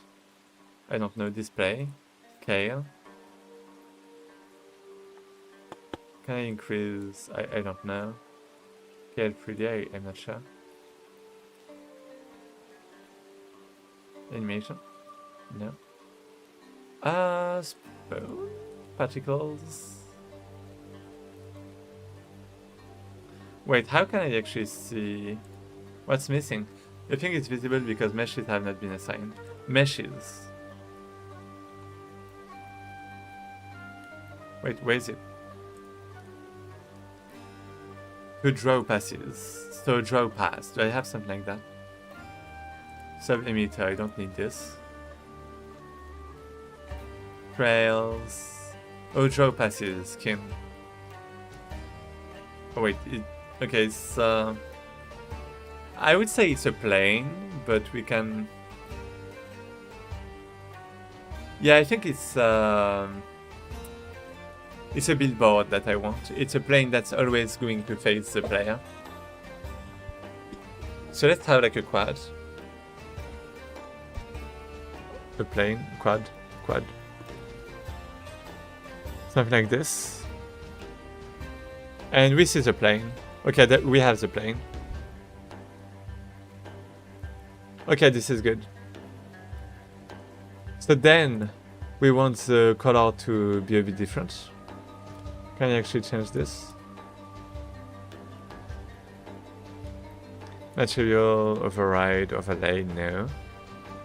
Oh, overlay, I can have the... Okay, I can have something nice with this. Okay, I can make it actually work a lot more easily than I thought.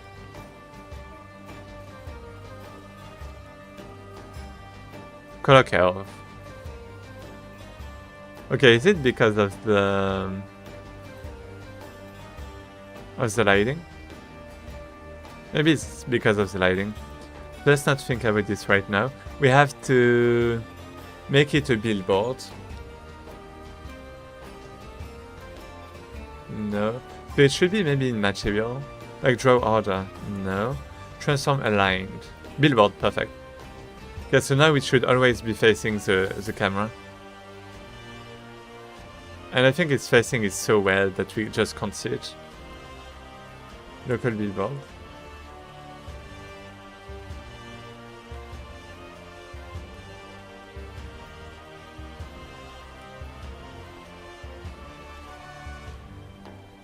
I don't think it's good. It's a billboard, but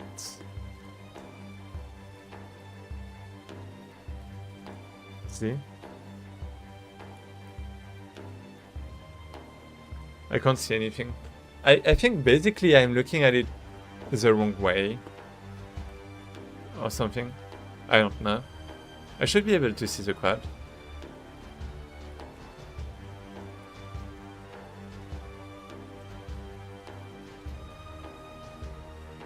Local cards. It should stay a quad. Oh, can I change the shadow? Let's shadow. Cast shadow.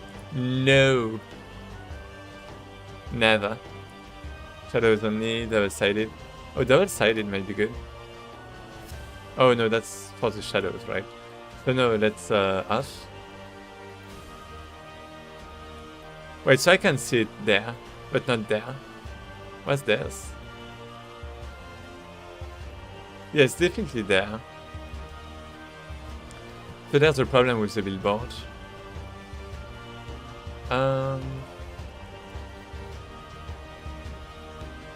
Where was it?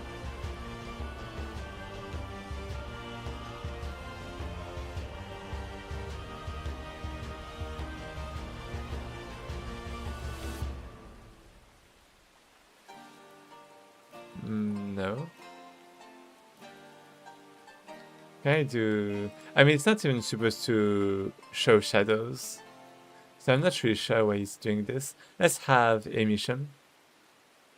Maybe.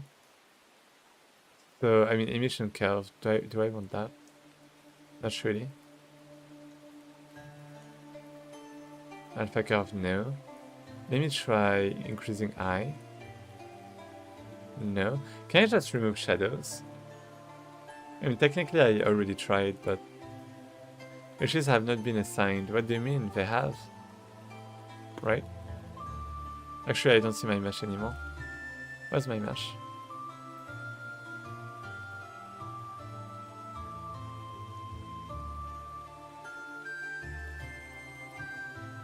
I don't know where my mesh is.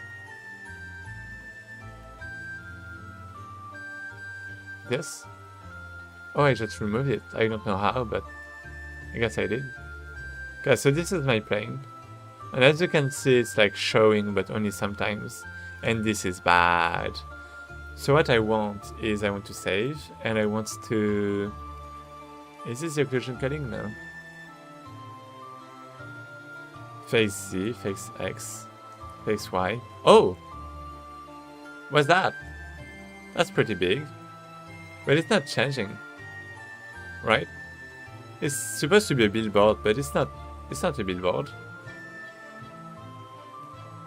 So why?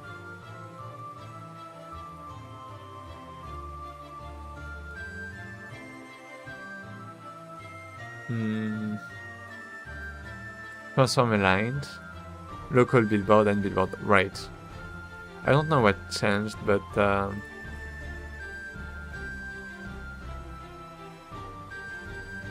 okay. So now it's always weird.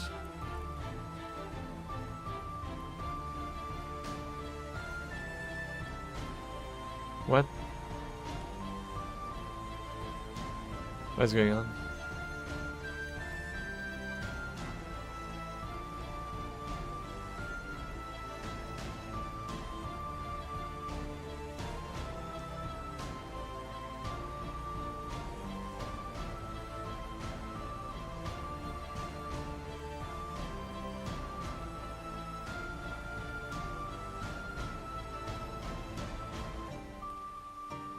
There's a setting to show both sides. Yeah, but what I want is... Basically, if it's always facing the player, I don't need it to show both sides. If it's a billboard, I don't need to show both sides. But at the same time, I'm worried that each particle is just going to move with like the skeleton, instead of only spawning it there. I think I might just want to set like I'm actually not familiar enough with this with Godot. Because with Unreal I do. But I'm not sure. Well, never mind.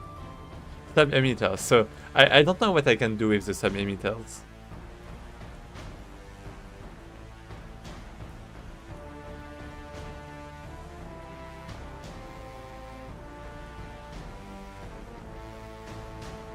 Mods. Wow. I don't need collisions. No turbulence. Animation, I don't... Well, no. And I want this to be really small, potentially. So scale, I'm just gonna reduce this a lot. Like this. And instead, it should be... I mean, where's my character actually? Is there? Right. Wait, this is way too big. 0505. Okay, so we have this. I guess I want something that's not affected by the shadow. So I think it has to do with the material. Display, hue, animation. It definitely has to do with the material. It's not cast shadow, it's receive shadow. But I don't think I have it.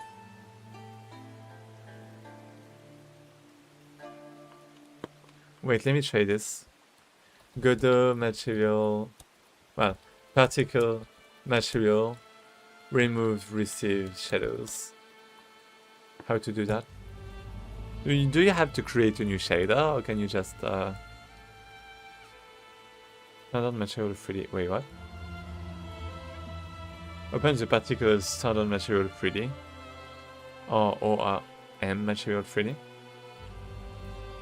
Pass material property.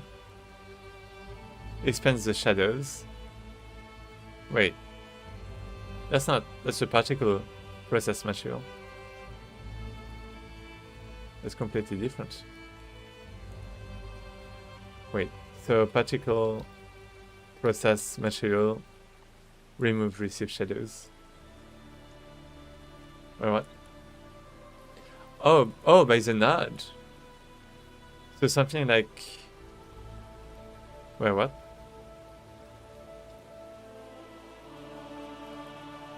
Huh?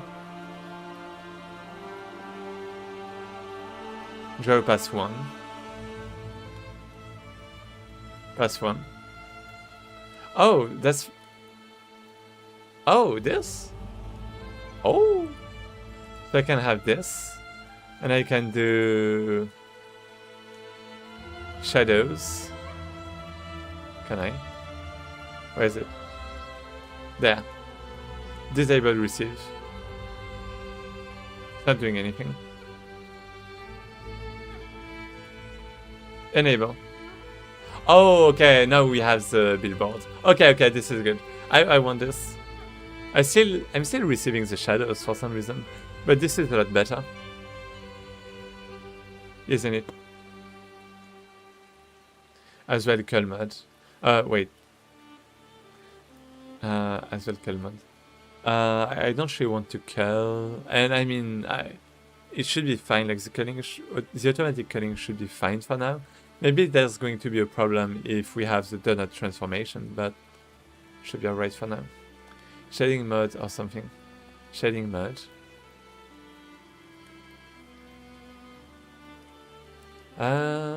Shading. Oh. Oh, no. It's per pixel or per vertex. That's not really what I want. Toon could help, but it's not really doing what I want. Disable ambient light. Wait. No. Fog. Specular. You know what? Instead, I'm just going to have ORG material. I don't know what it is. But we have this. And now we can have... I actually don't know. Oh, there's nothing enabled by default. Well, actually, yeah, there is something. They still have the shadows.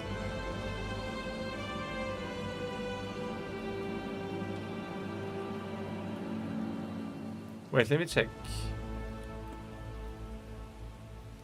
Draw pass 1. Material resource. Shadows, receive shadows. Disable. That's what I did. Set the material shading mode to unshaded. Wait, shading mode.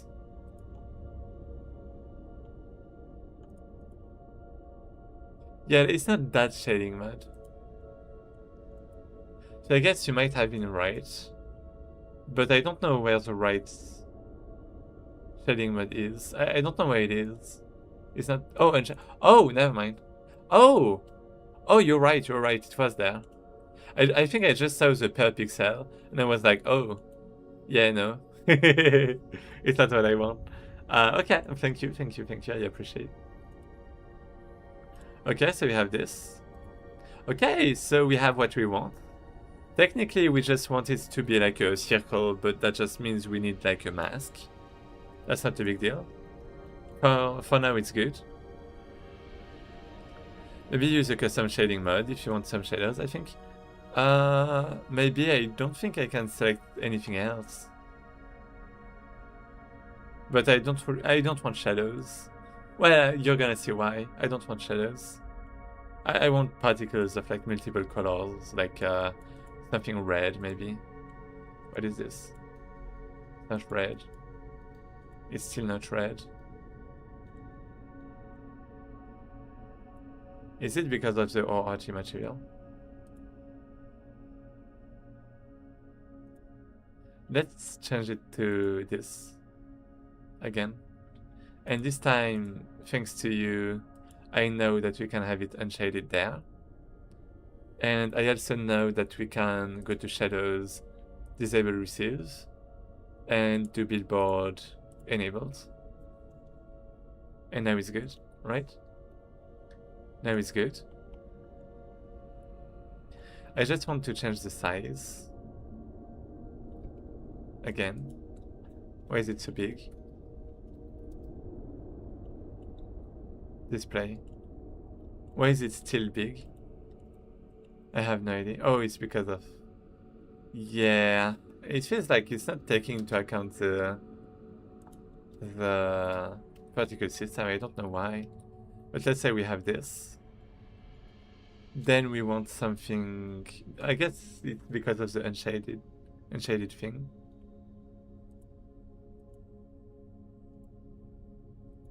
Bad idea.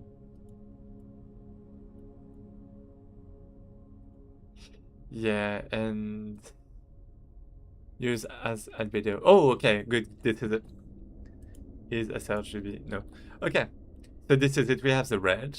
Okay. And what I want is I want to produce those particles like really fast, like pew, really fast. So I'm gonna go in time and do one shot. No. Oh no. No, it's gonna stay as one shot. Restart. And I guess one is fine.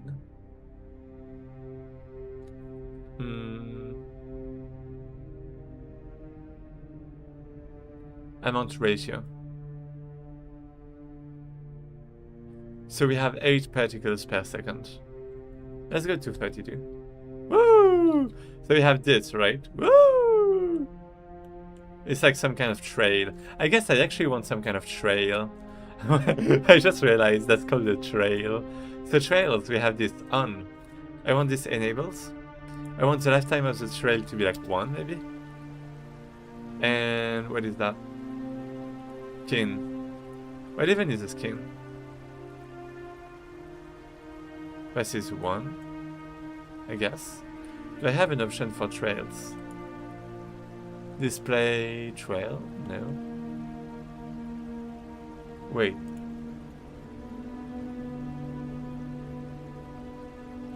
Godot particle system enable trails.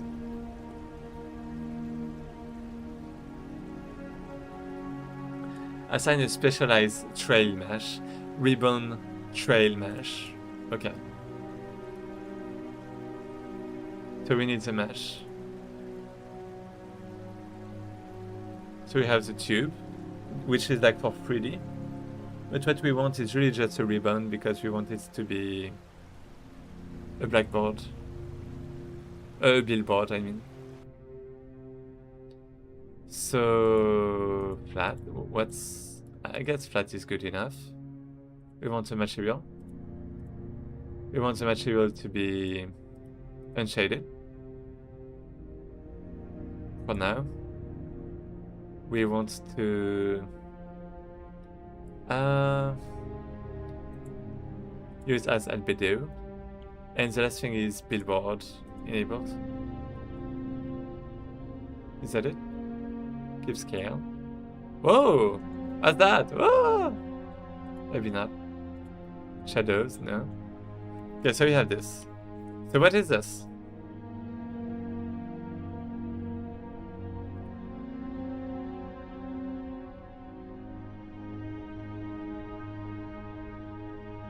And expand the transform section. Use particle trails. Oh, look at this. But it's not a billboard. It's not a billboard. Why is it not a billboard? Particle billboards is I guess what I want. But it's still not working. Is it because I need to... Oh, I actually have it here actually. Trails.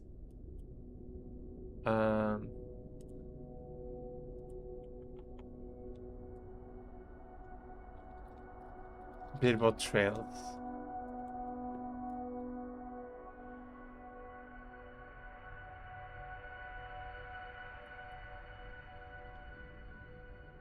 Use particle trails alongside with particle billboard. It's not working though.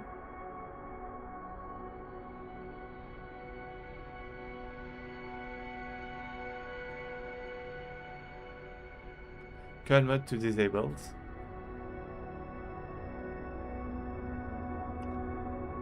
It's not supposed to be needed. Turn on unshaded under shading.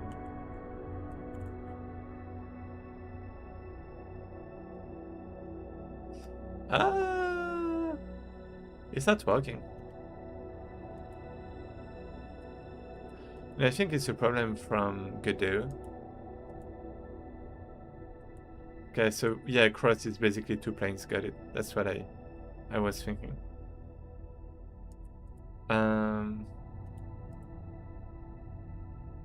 Shading mode. I mean, yeah, it should be in Billboard, and it should be like one of those. But it's like the same as this. It's actually not the same. Why Billboard? It's actually not the same. Use fixed points. Point size? No. What can I? It's not a shade anymore.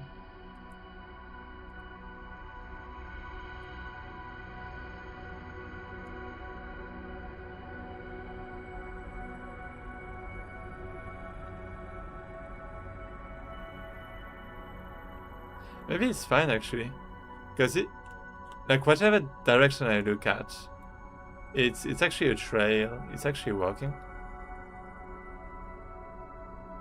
I guess it's just my imagination. Okay, so let's say we have this. Okay. Then at first we have like a little problem. We have like some base velocity, right? Which is, how can I change this? Probably here. The compute shader material. Right, because we have the compute shader and the material used to render. That's the difference. Got it. So I actually don't need things too complicated. Right, I can actually adapt it to the donuts quite easily, probably. So animated velocity. Wait. What is all of this? No. I want to use on display acceleration velocity. Like start spawn velocity. I want to remove this because there's like some base velocity. I don't know why he's doing this.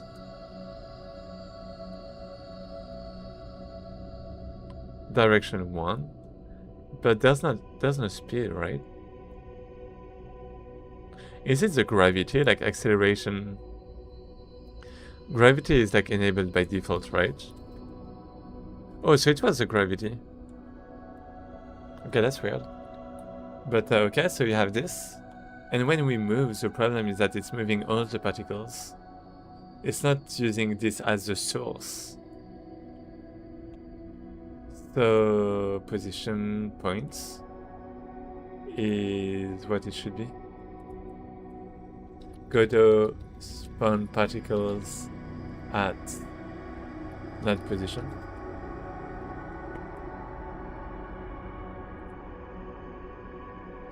Particles point global transform.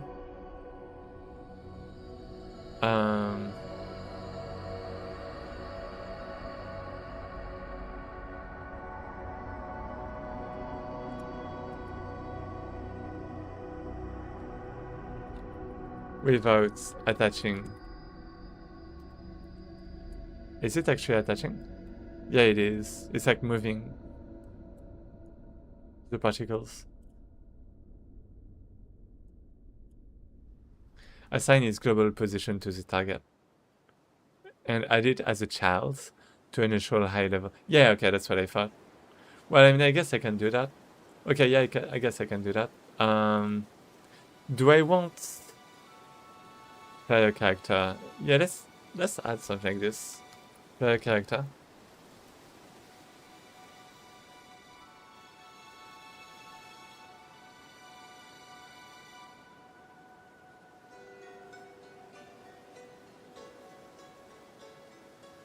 Right. Let's do this. So you have this. We need the particle system. Do we? For now. And we need the character, which is going to be... What is the skeleton? Oh no, we don't need the skeleton, we need the particles spawn anchor. And then what we want to do, wait. Maybe use a custom shading mode if you want some shaders. No. Is it reasonable to have physics process and process in the same script? To use it for each purpose in that script? I mean, I suppose it depends on what you want. It's like run in different places, right? Well, cases like the physics process might be run more times than the process. I mean, actually, it depends. I wouldn't really say so. Normally, well, it depends. Like process is for your visual frame, and physics process is for your physics frame. So if it's related to physics, just put it in physics process, and if it's related to the visual, to the rendering, then put it in process. And if it's neither, then ask yourself the question: is it really needed to be here? Does it really need to be here?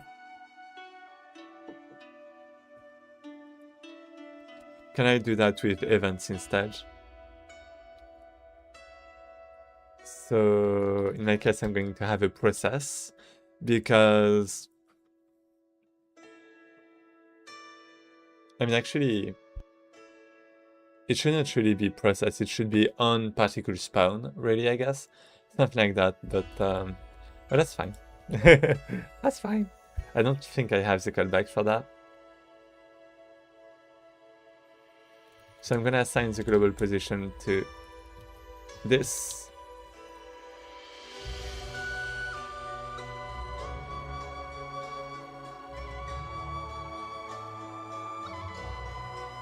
Oh, it's bad. Actually, it's a global position. Yeah, okay, well, that's fine. So we have this. We're going to assign. And then we're going to assign to the bone. And now I want to see what... Well, it's actually not doing anything in here. Right. So... the question is, what is it going to do in my scene? Am I actually going to see it? Or... I don't think I am, that's the problem. Because of the donut transformation. Which is a problem. So let me see if I can do the same as with the skeleton. So we have the material override, and then we have the overlay. And I think that's what I want. Override and overlay. Okay. Wait, so this one is basically gonna be like a copy. So we have the pass, we have this material. Oh, we only have one material. But we have the material overlay here. Wait, so what is this one again? Overlay and override. Right. So let's do this. Override. I can't paste. Wait, what? I can't take this one. Wait.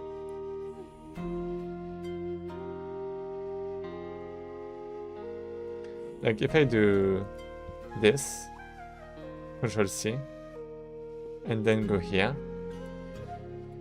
Control V, I guess it's good. And then we have the, oh no, it's over there, that's fine. Then we have this material, which is going to be, we're just going to do the same, I'm sorry about that.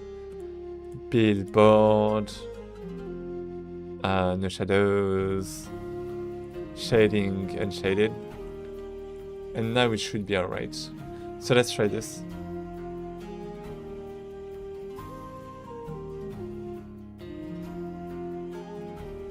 I actually don't know where it is.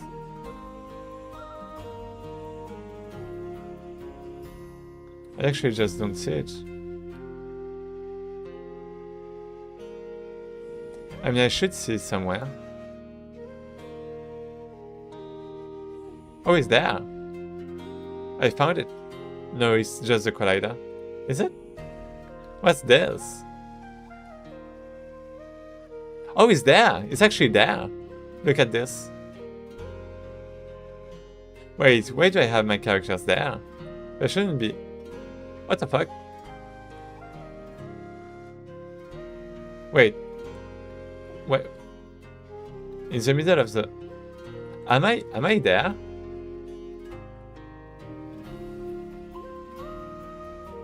Am I at two places at the same time?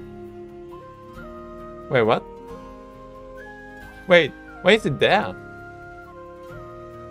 But,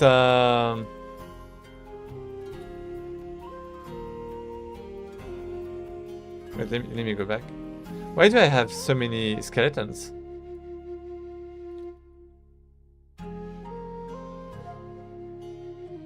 Is it because I'm not updating? Wait. But okay, so it's there. Oh, it's because I'm not updating the position. Right. It's because it needs to...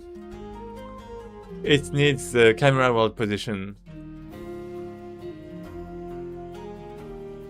Okay, so let's try this. Material, override. Okay, I'm gonna have to update it myself. That kind of sucks, but that's fine. Material, override. Point. Wow. Let's do... So it's a shader material.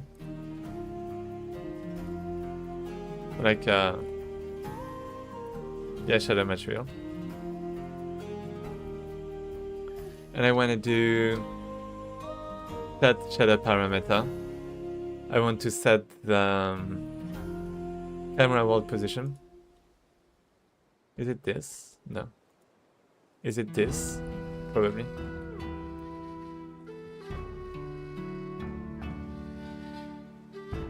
I guess just this is fine.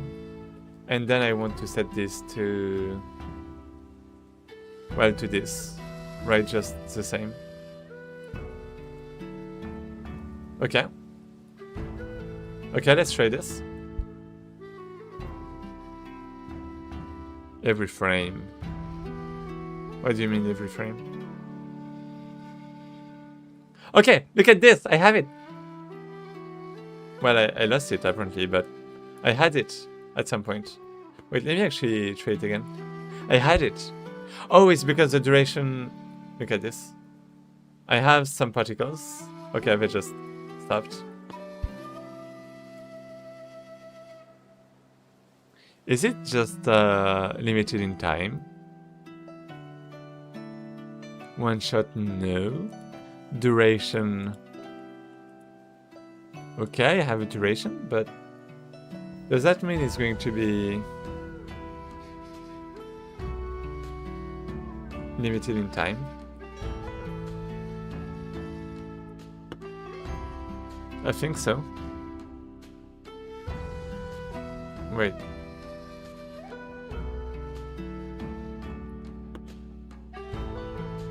I mean, it doesn't seem to be the case like that.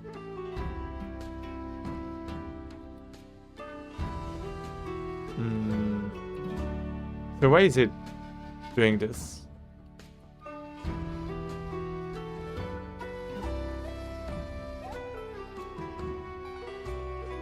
It's really, at the beginning it's fine. But then there's like a problem.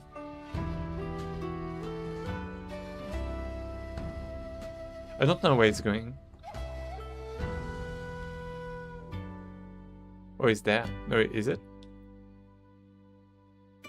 Wait, it's there. There is a white.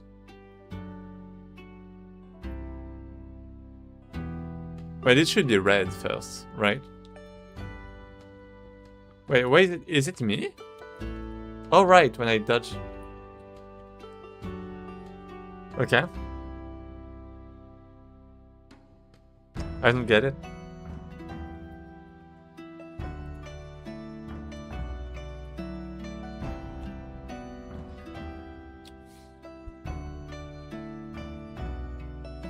Why is it not at... Oh! Well, I mean, I guess I have an idea. I want to disable the occlusion for this. That's one thing. Okay, now I have it. Okay, but it depends on the camera. Look at this. It depends on the angle for some reason. So the blackboard is failing, definitely. I have to find a way for the blackboard. I mean, I don't really have to find one actually. I can just, let's say, cheat a little with the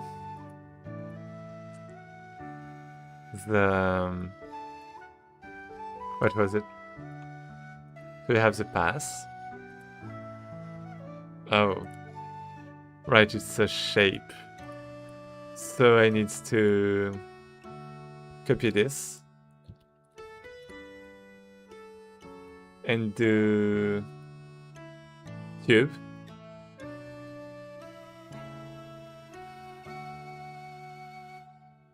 Maybe. So I can control V. Maybe. Is it good now? This game might be an Enders-like. Well, quand même, a tube is not working. It has to be. It has to be a billboard. Okay, you know what? For now, we're gonna have things be simple. I'm just gonna have my plane, so quad. I'm not gonna have any trail. And it's gonna be this material. Okay. Like this. Good enough. Do I have to use the pass one? Okay. Material. Use as albedo. Should be fine. So where is my color? Is there? Not changing anything.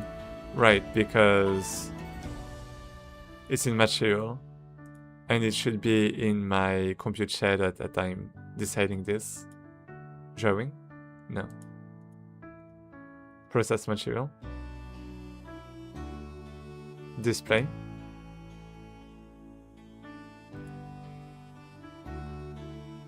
Color. Huh, interesting. Let's keep this for now.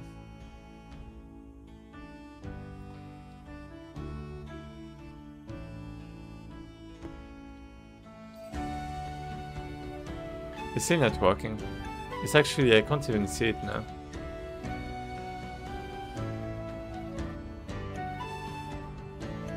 So it's there.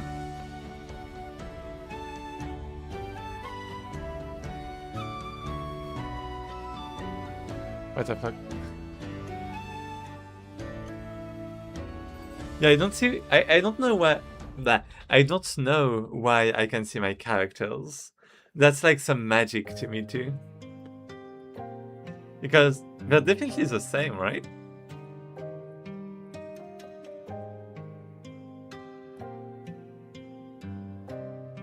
Right? Anyway. Yeah, like left click, right click. I can attack and stuff. That's crazy. I think the local position is happening. That's a good question. One I wouldn't be able to answer.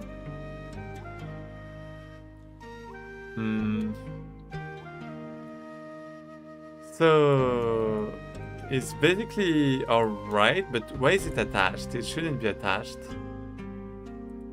I'm just setting the global position. Oh. Wait, that's why. Wait, no, that's still a problem.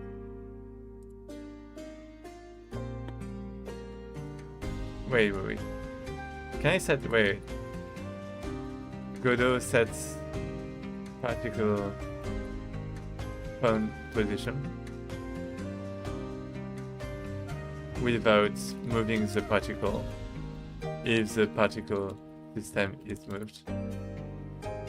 Let's try this. You need to make the particle simulation use global code. Oh, that's why. Oh! Yeah, that means, oh, okay, I can actually make it a bit easier for me. So we have this, I'm gonna attach this here, again. Okay. But this time we have local, nope. Okay. And now it's not following the thing strictly, which is good.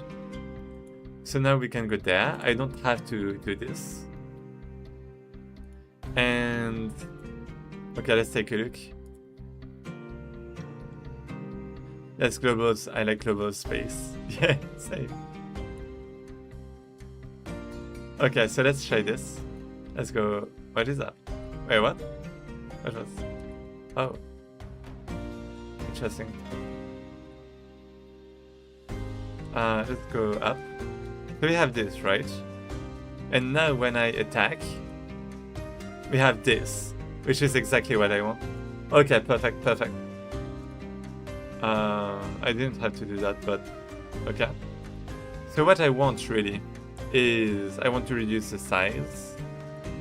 Please. Maybe something like this.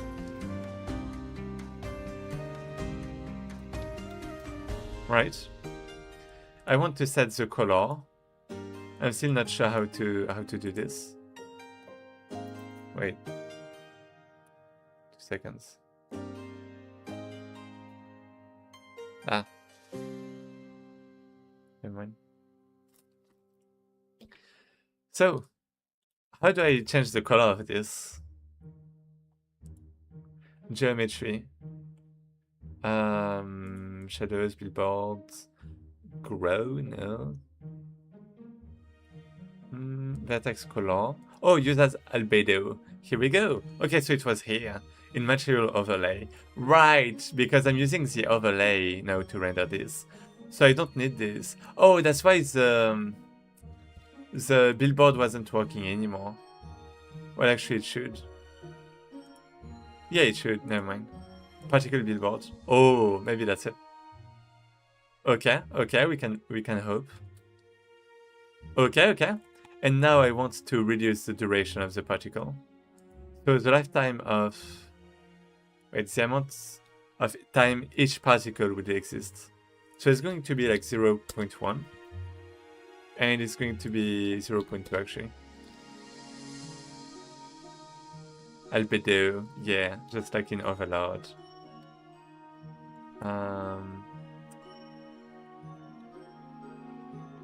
Ways. Okay, so let's go there for now. So we have this. When I attack, that sucks. But it's almost this. It's almost good. I just multiply by 10.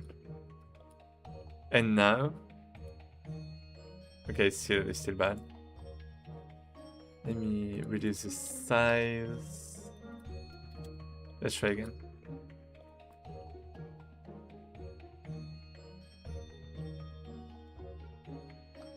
So I don't know why it's not appearing on my character, but when I go there, why is it still bad? Why is it only 8 particles? Is it because of my frame rate?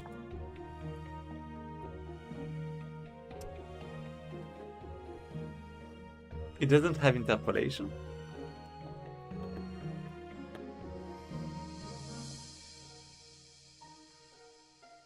Come on. Lifetime, amount ratio.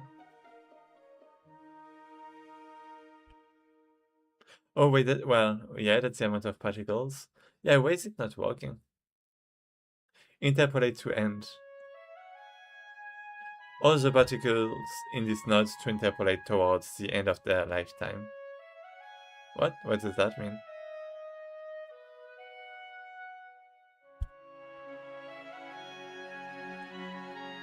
Fixed FPS. I'm supposed to have 30 particles. At least, if it's using this frame rate. And I have 80 particles. amount 80 to emit in one emission cycle. So amount times amount ratio divided by lifetime. So it should be good, right?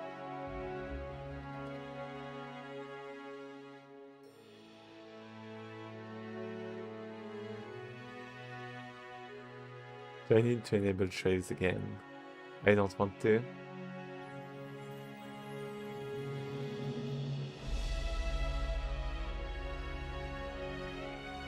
Is it this? I'm not sure. Maybe I need to do this.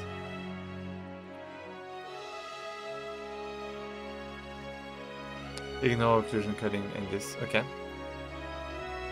Try higher lifetime or manually writing the ratio.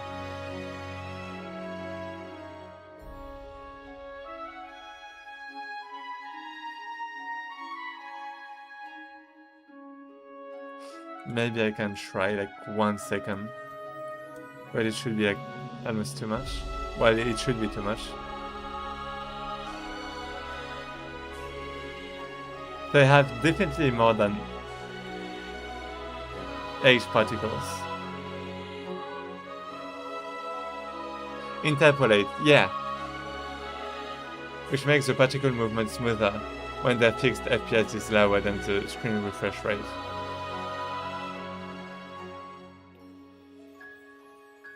I should have that. But it doesn't work, so let's increase the amount of frames. It doesn't work. Actually, can I do that? Or do I have to restart? Wait, what was that? I saw this. Wait, what? Oh, it's there! It's there! It's in my hand! I just can't see it really, but yeah, you can see that we have some drops. Right? So we actually have it. It's just really small. So I want to increase the size to 1 maybe. I don't know why it's so small. Maybe it's because it's the particle system. Wait.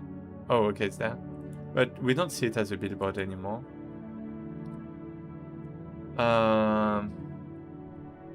This might be because of my shader. Wait. No, it's black though, it's not even...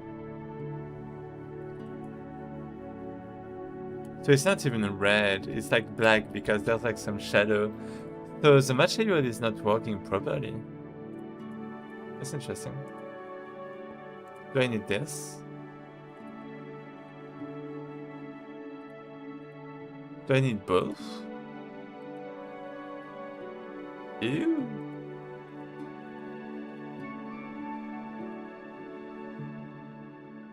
Billboard. Particle.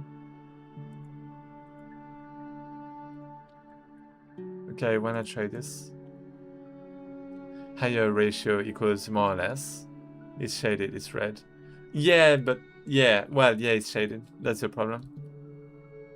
I don't want it to be shaded. Well, I don't want it to have shadows, right?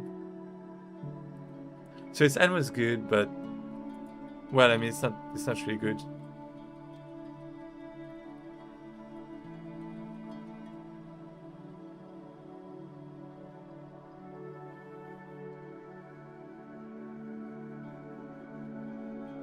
You know what? Maybe I don't want that.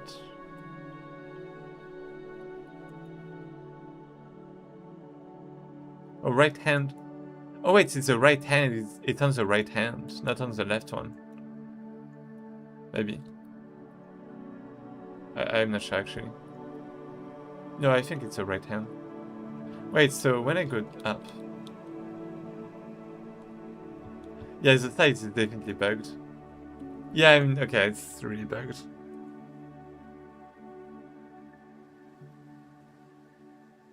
So what do I want?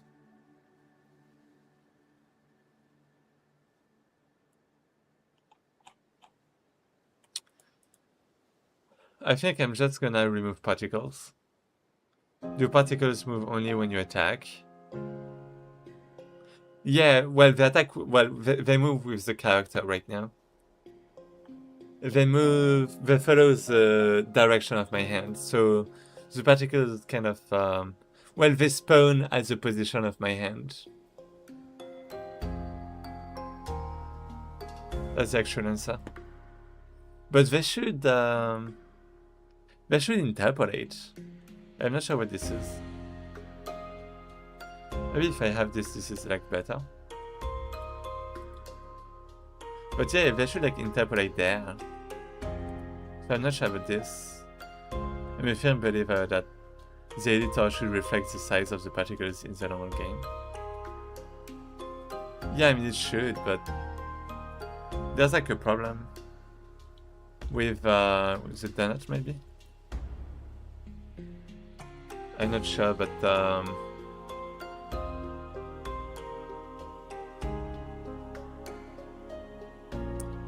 yeah. I think it's because of the donut. I think the donut is not... because if it's a billboard, basically it's trying to like modify the vertices so it faces the camera, I think. But the problem is that since I have a transformation that modifies the position of the vertices, then it's not a billboard anymore, I think. But I mean, even if this is the case, then it should still be unshaded, right? For some reason we have some shadows. And I don't know about that. So I think it might be about something else.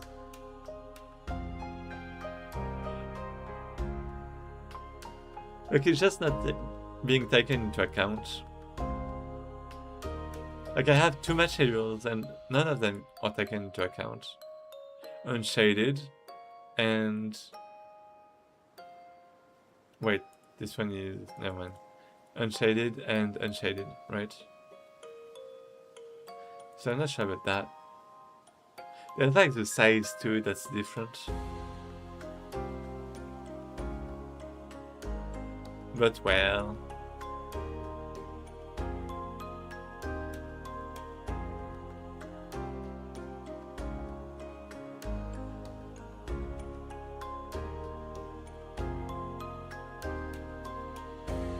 Yeah, I was thinking about just spawning a sprite to indicate like the direction and stuff, but I do want particles ideally. Like particles would look sick, they would look incredible. Potentially. Like they would be at the right position.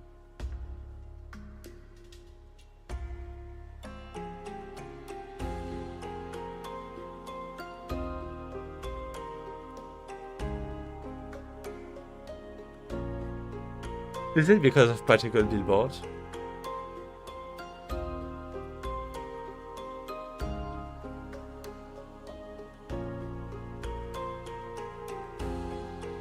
Can I just enable this and try again? Or keep scale and so that there was.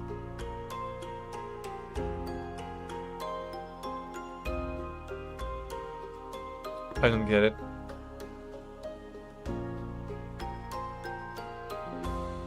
I changed it back. Questions is Godot defaulting back to the default values when you play? Should it be the case? It shouldn't really be the case. No. I mean, I could check this.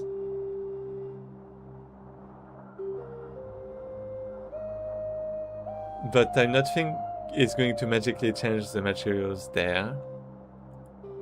I think it's really, well, I'm not sure. I think it has to do with this shader.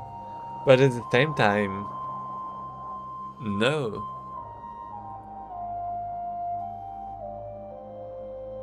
I really don't get it. Global illumination.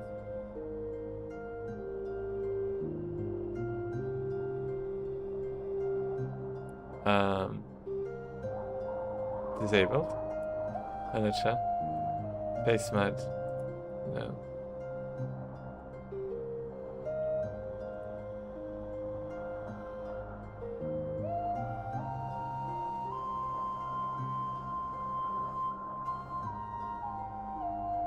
Hmm.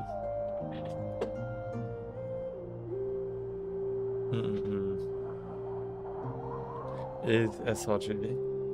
No. Shadows. Disable. And there is... Well, this one. Shadows. Disable. Oh! I didn't disable the shadows here.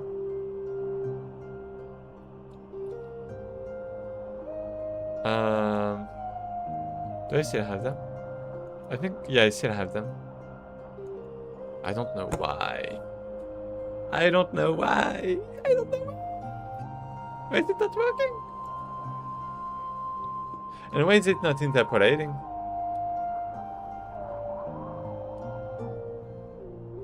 Because I'm not doing anything about shadows in my code.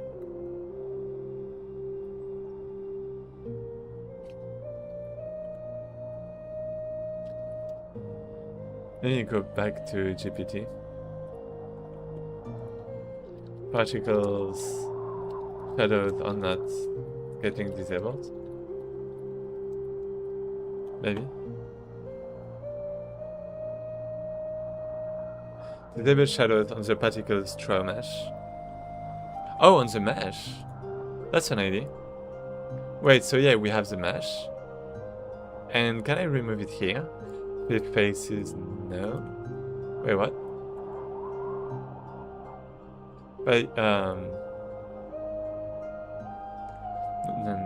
if your particles use a quad mesh, check the particles draw past material. Yeah, okay, so that's what I did.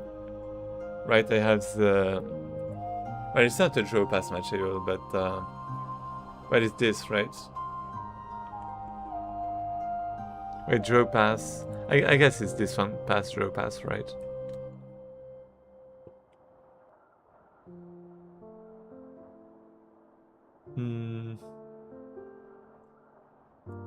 When you want to stop them casting shadows.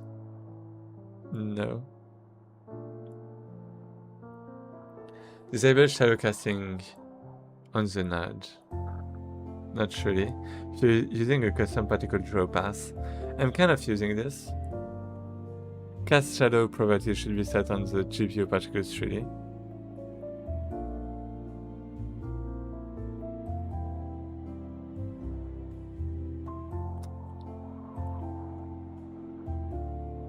Yeah, so nothing really special.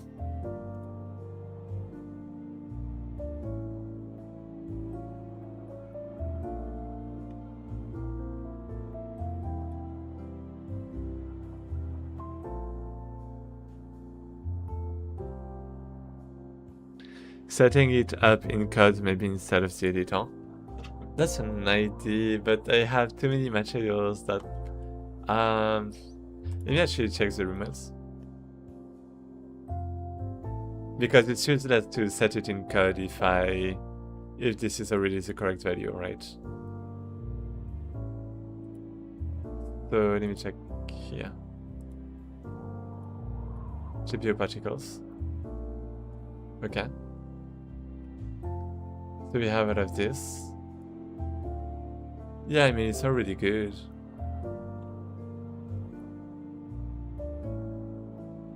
Then we have this one. And everything is still the same.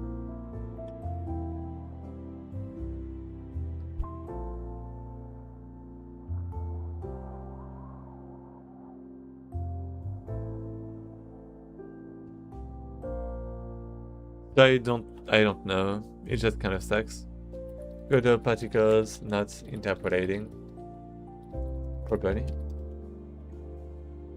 I mean, I know it's hard to make good particle systems, kind of, caused by global transform conflicts with physics interpolation. Low fixed FPS settings. Disable physics interpolation. Oh. Okay. Wait. Physics interpolation off. Wait, that's a remote though. Oh wait, that might be a lot better, is it? No, it doesn't change anything. I just fixed FPS. I already increased it. Set it to 0 to sync with rendered frames. Oh! Check transform space. Wait, let me actually do all of this. So physics off. We have FPS.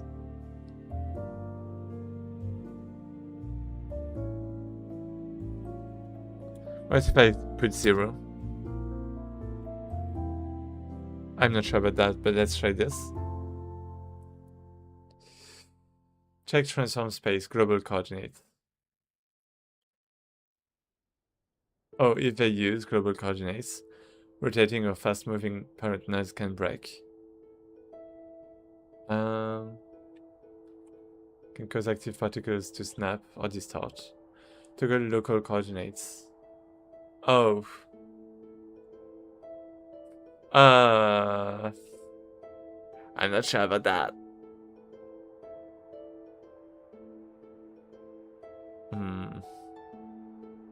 Changing timescale can desync.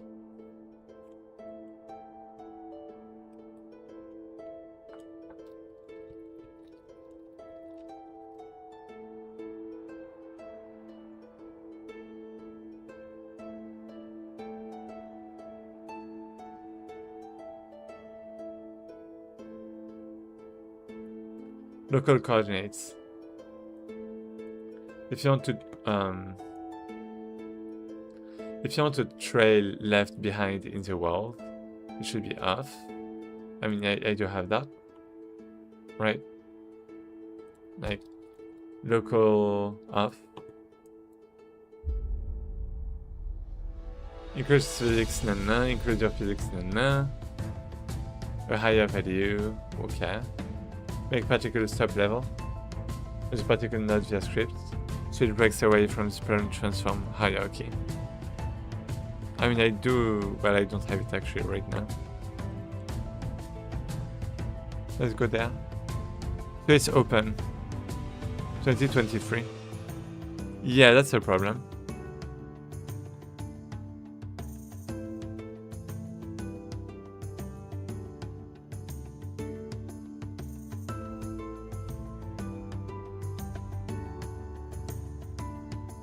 Yeah, that's a problem.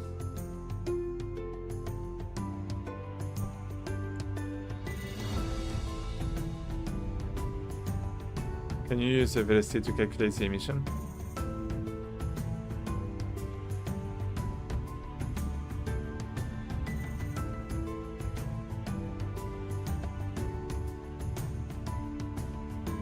Yeah.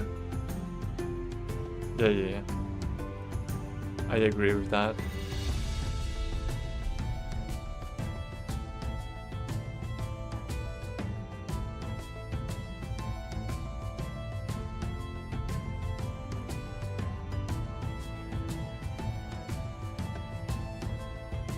I'm getting the values from the editor, but I don't know.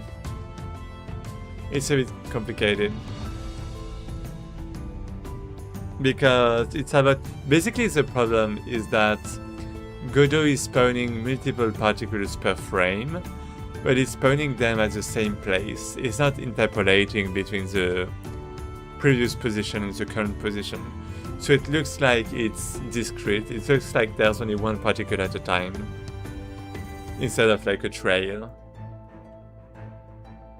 Which isn't the case in Unreal. In Unreal you have the trail, but in Godot you don't. And yeah, it shouldn't be too complicated. Work around. Pack multiple particles into one by using one of the following. Textures with extra detail. Meshes with extra geometry. However, this solution, yeah. Transform XYZ minus equal emitter. Wait.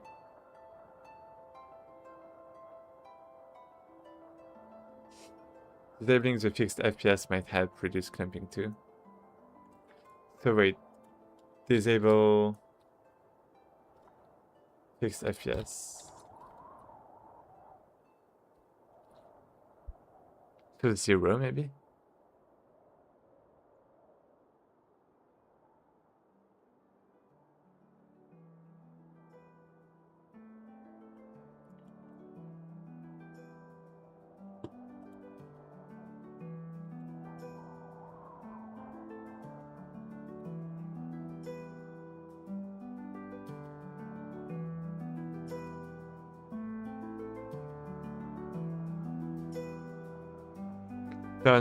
Turn local card on.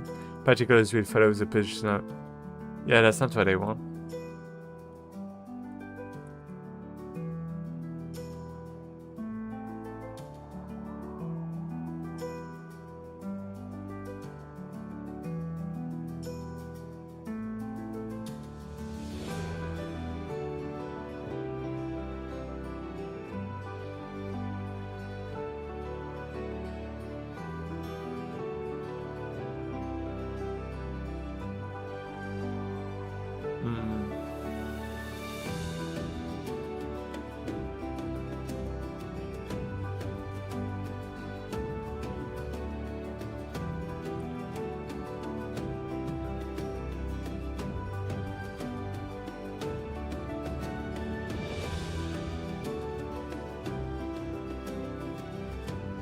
Even the genie doesn't know this one. No, I think I know that's the problem. I think I know it's just the engine is bad and I would have to make it myself, but I'm like, do I really want to make it myself?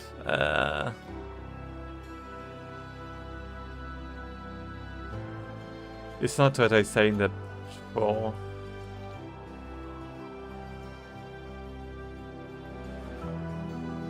Wait, does it smooth the translation?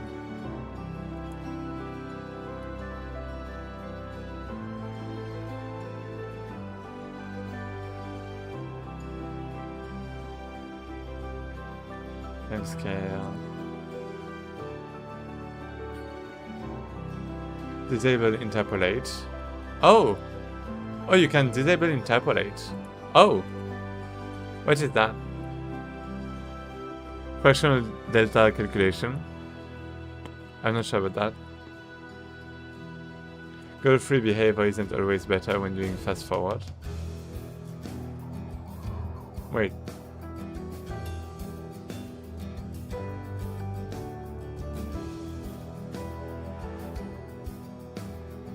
Okay, let's try this.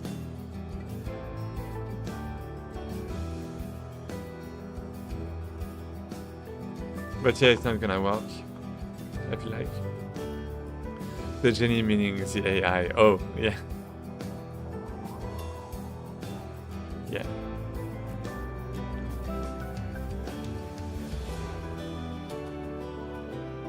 Like if I move, it's like following me, right? But it's like not a trail. And it's like not a billboard too. It's not a billboard. So I don't get why. I don't get what it's doing.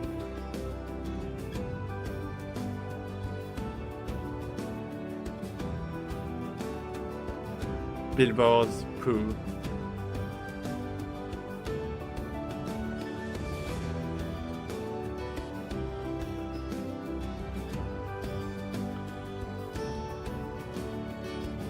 I mean, I could spawn the points myself. I mean, it's just really, really fast. Can I, like, slow down the animation? Oh, but then the attack would be slower too, wouldn't it?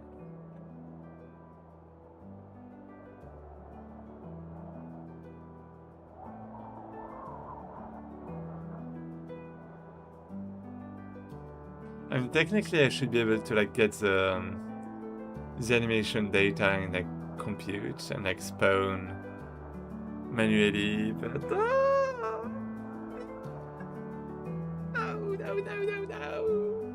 Not that.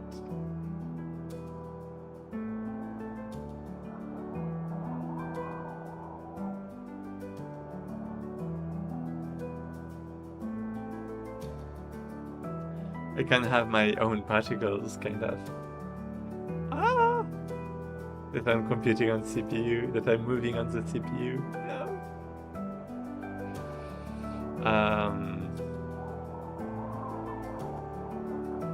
Yeah, I need my own. Well, I would need my own way to make particles, I guess.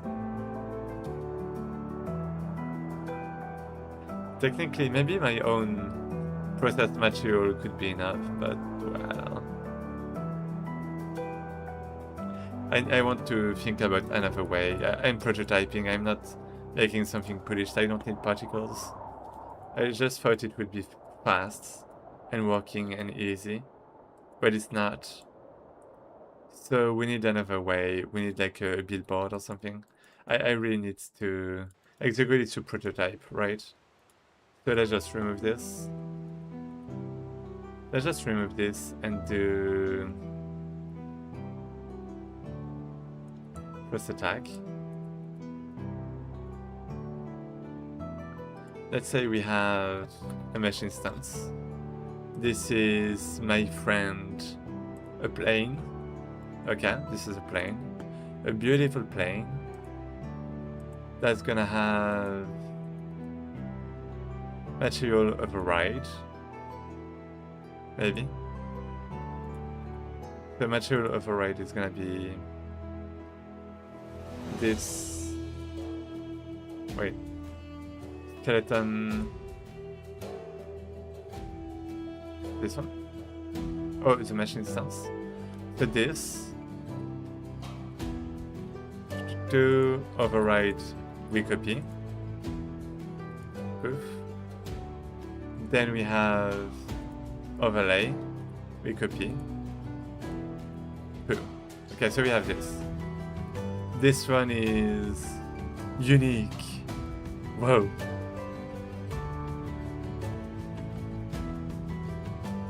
To use as a builder, maybe, I'm not sure.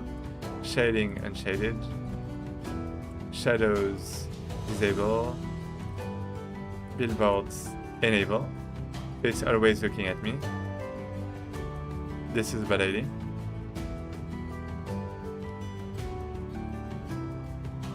And I want it to be...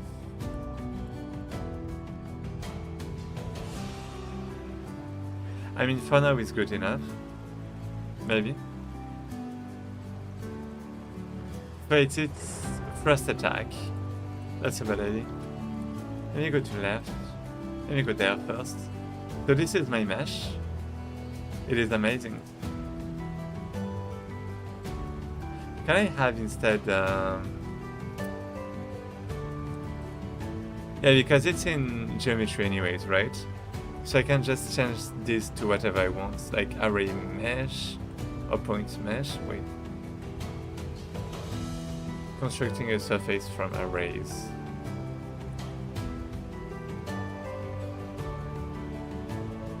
I don't remember which one it is. Definitely not this one. Point mesh. And I create collision.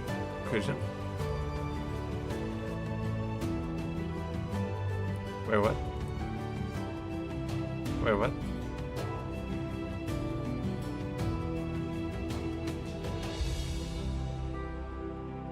No. Unwrap, no. How can I create something? I want a curve. I want a Bezier curve.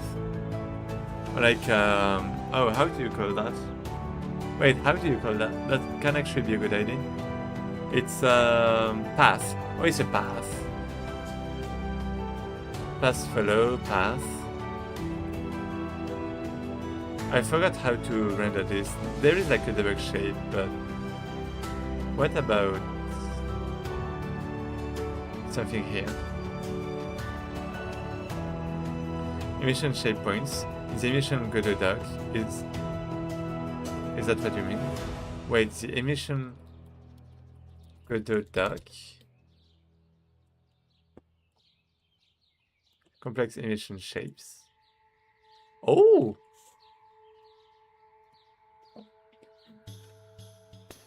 Godot provides a way to emit particles from arbitrary complex shapes. Oh. No, I don't want particles anymore. I mean, this is good. I didn't... Well, I mean, I kind of knew that, but I didn't know it was called emission shapes. Mix... Oh, actually... Actually, can I... Okay, technically, this would actually be good. I should actually use that, but long term. For now, I just want something simple. I just want a single mesh. Thanks for the information, though. I appreciate it. I'm gonna keep it in mind. In my mind.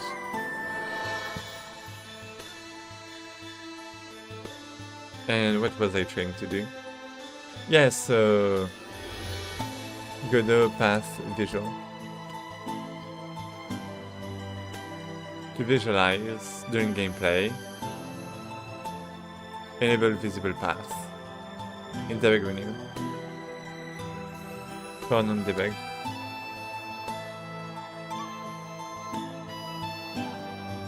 There's a line. Oh, it's a line. A line 2D or an immediate mesh and mesh instance. So a line 2D is what I want. Oh, like line 3D actually. Wait, there's no line 3D. Spline IK. IK? Is that a physical... Wait, what?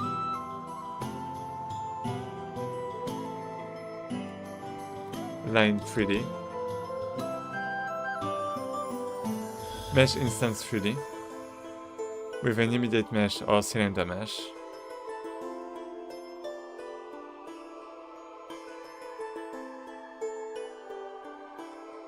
That could actually be fine. I could actually create the mesh myself. It's just a bit more work, right? Yeah. But, well, yeah. Okay, let's try this. The mesh instance 3D with immediate mesh. Immediate mesh. Okay, no. So I guess, well, yeah, I have to render the thing myself.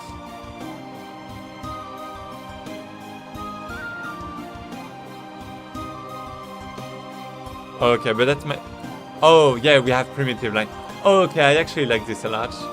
I actually like this a lot. Okay, let's do this. Let's do this. I like this a lot. It's actually better than the particles. You're gonna see why.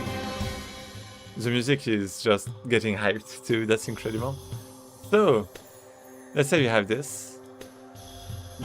Let's say we have... Well, let's actually move this out.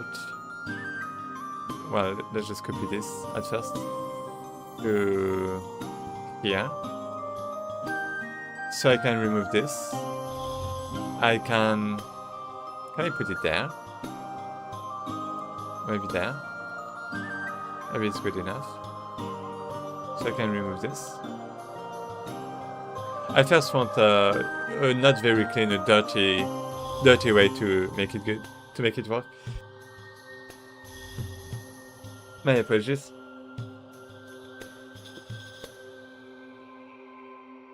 So what I want is...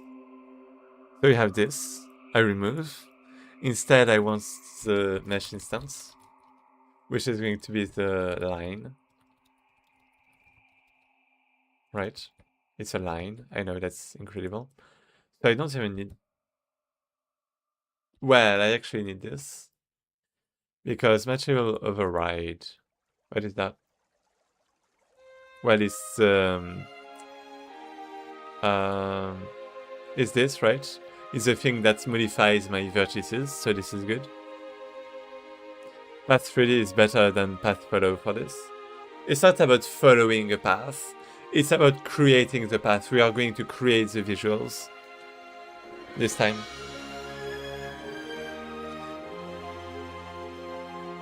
So basically we have the line, right? We have the immediate mesh, the mesh instance. What we're gonna do... Why is it not working? Could not find mesh instance. Oh, mesh instance 3D. So something like this. And what we are going to do is every frame here, maybe. Oh, that's gonna be bad, isn't it? Wait, I have to find out how to do this again.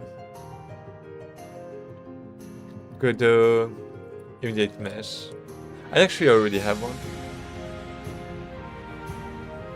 I can just look at this. Debug lines. Right. So you have all of this, right? So what I want is basically this draw function in process. So like there. I don't have to create my immediate mesh. I can just get the mesh. So line points mesh. I don't need this.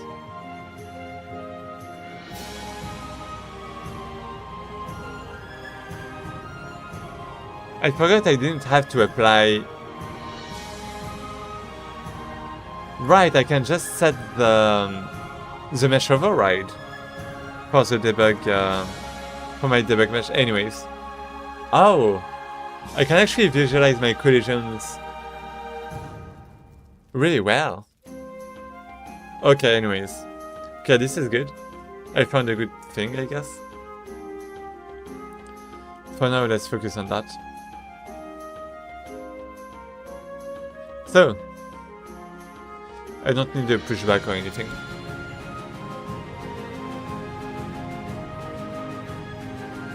Instead, I want surface begin, primitive line strip,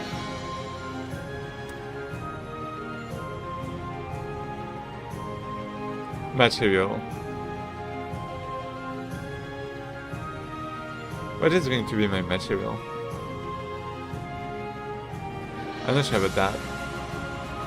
I mean, I guess just a normal material should be enough. Because you always have like the override, right?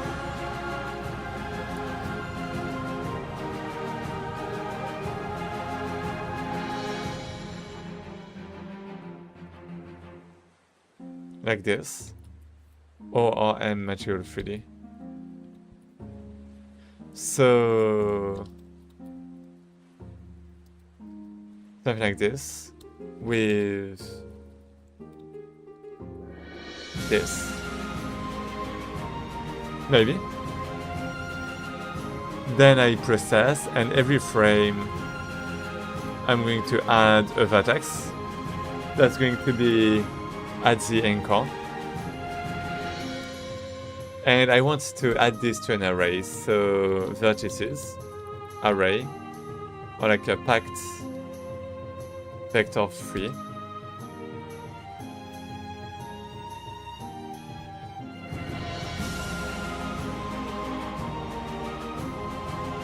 We're going to push this. So, well, yeah, I need this. We're going to push this. And then for every vertex, we're gonna do that. For every vertex, we're going to push this and... yeah, it's a vertex, right?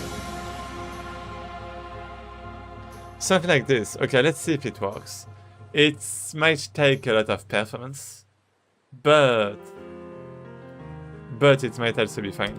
So, if this points like counts, like length, size, if the size is higher than 100, then, you know, just in case, so I don't run out of memory and that the stream can continue, then I'm going to pop front, like remove at 0,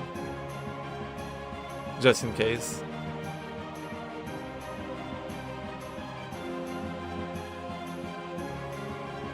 Of course it's not working.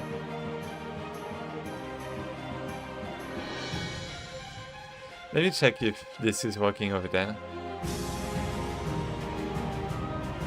Oh, look at this.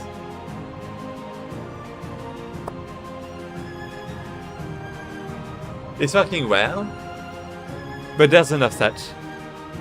This is what I want, basically, but there's enough touch. And I want to enable it only for the attack, but that's the idea, right? I want to see the direction of the hit. And I can kind of see it like this, right?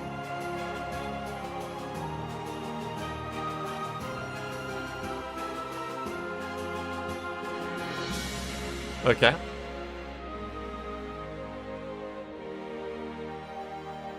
So wait, if I do this... Oh wait, there was something here. Right?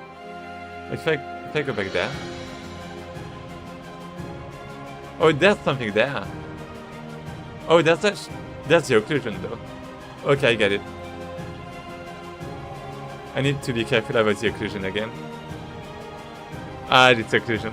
I hate it.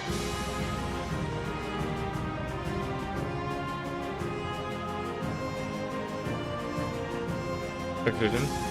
Ignore. Is it gonna be good? And I also want to change something. There's line, there's material, but there's also line size, like point size. Which one is it? Let me check with Google. So, what's the name? Wait, what's the name again? Immediate mesh. Godot immediate mesh. Increase line size. Primitive lines. Thickness.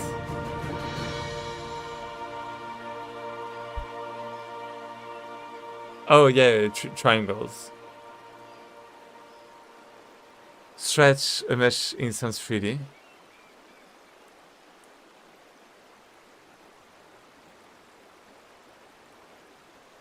Using a built-in box mesh or cylinder mesh. Use CSG polygon freely for curved lines.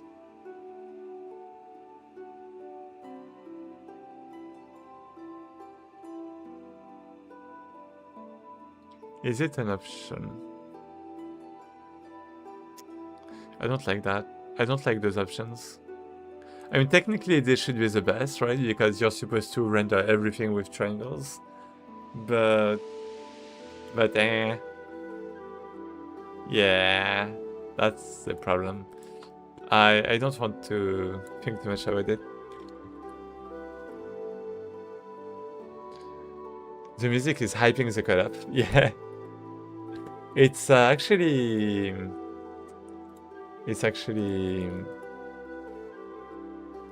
thanks to Fruitcakes, which is another streamer on Twitch, that I have this music because she just shared her playlist. So let me give her a little shout out, maybe. Can I actually?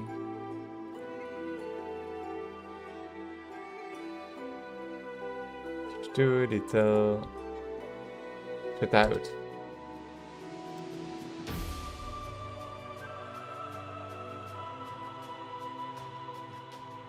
Random shout out. She's streaming too. Okay, so yeah, for now. So it's still disappearing, as you can see, which is a problem. So we need to increase LOD bias, extract margin. I'm not sure about all of that. Cast shadow is off. This is so bad, but at least we're gonna see something. Okay, now we see something, right? It's like always showing, and there's like an offset. I'm not sure why. Like if I go there, it's like moving with the player, it's actually good. But there's like always this offset. So is it behind us? No, it's in front of us now. It's always in front of us, but... Is it? I don't see it anymore. Where is that? Oh, it's in the ground. What about if I go the other way? Also big question, but do you recognize this formula? A minus b plus b times n times dt equals c. B plus b is like 2b. A minus 2b times n times dt? Is it like a... Wait, c like is a light? Wait. No. Like dt, it feels like a derivative or something. But usually you have like the...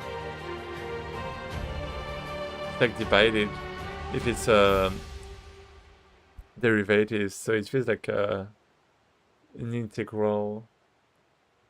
But I mean, I don't know. I mean, wait, with... Never mind. You made me think about, you know, like character movement in games, because I guess you have like times dt. So maybe it would have been more something about programming than math, is what I was thinking about, but I'm not sure. Times n. I don't know what this is about. I don't know what n is. Is it like a normal? Is b like... I mean, I use this formula for camera mouse input. What? What? Camera mouse. Huh? What is everything? Oh, is it like an interpolation? Is it like a curve interpolating things?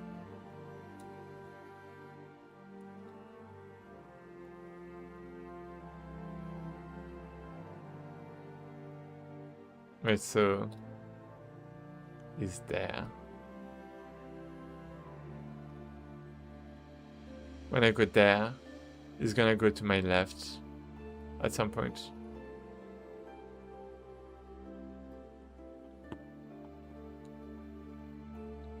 Is it about the donut position? I feel like the vertex is just not good, but it's still good in some way.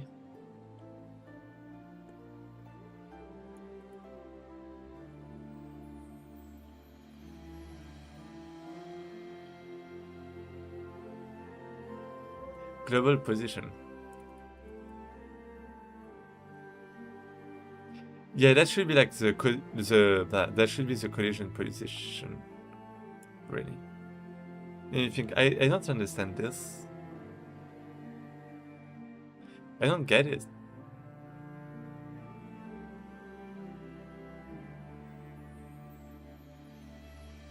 I really don't get it.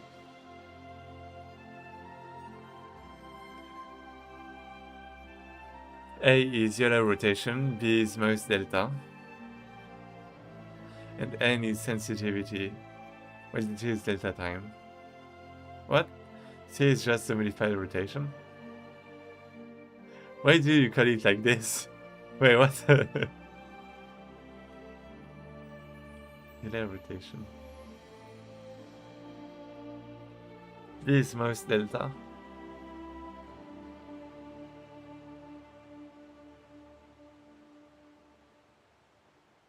Okay.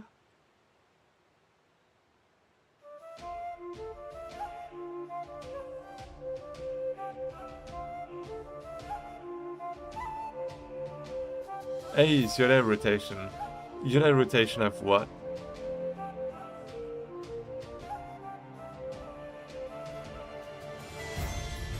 Oh, camera, wait. Camera mouse input. I don't know.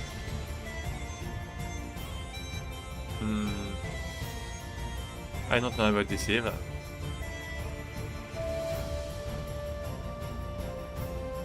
Let me try to cheat a little bit.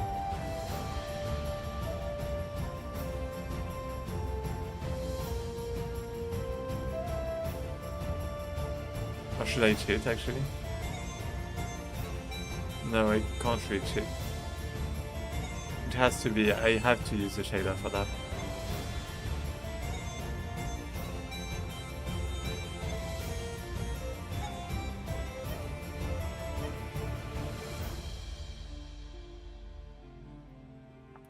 Maybe I should just copy the shader inside.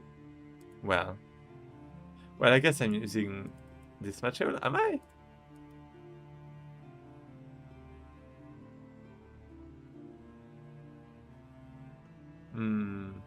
I said it's abstract and ambiguous.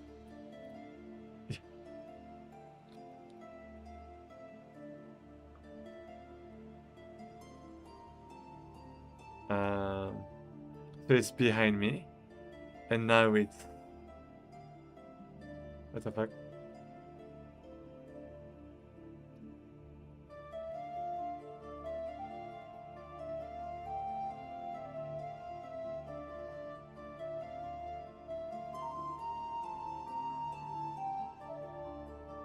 Can I catch it? Yeah, now it's behind me. Is it? Is it actually behind me? No, it's not. It's in the ground. I don't get the position of this.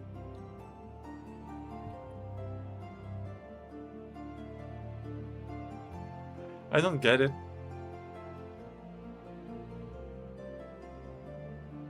I mean, I'm assigning it to the position of the 3D skeleton, but it's not. I don't get it. Do I? Wait a second. Player character, am I modifying the position of the skeleton and stuff? I think I am. But I'm not so sure all of a sudden.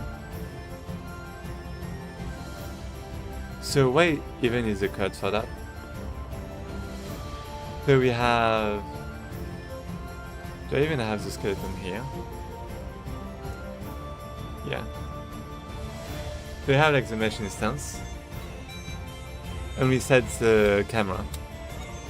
I guess that's it. What about this? We set a bunch of things to the mesh. What is the mesh? I think that's the problem. Well, I'm not sure, but never mind. Transform. Wait, so wait. Player. Mesh is player character. Who's this one? We are setting the position of this thing. The global position. So the bone attachment should be a child of that.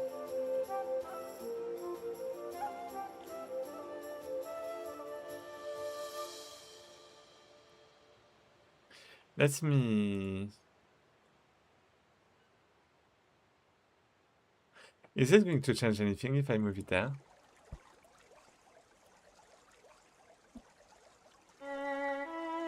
Oh yeah, it is.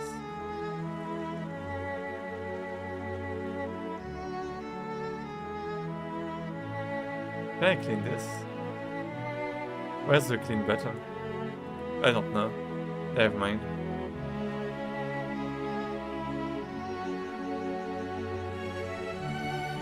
I don't know what the formula is, I just started using it. Okay.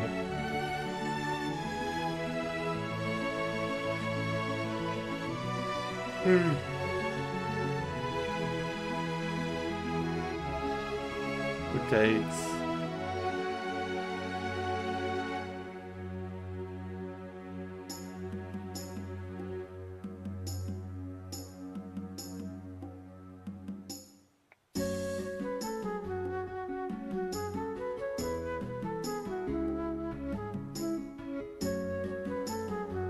Huh.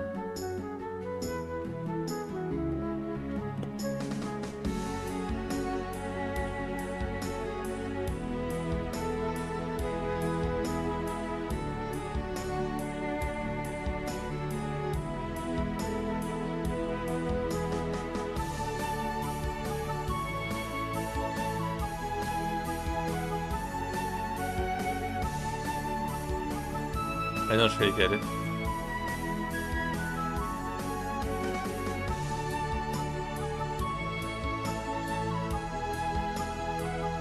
The line is not following my fingers. Can I do equal player view? That... I mean, I should be setting this, right?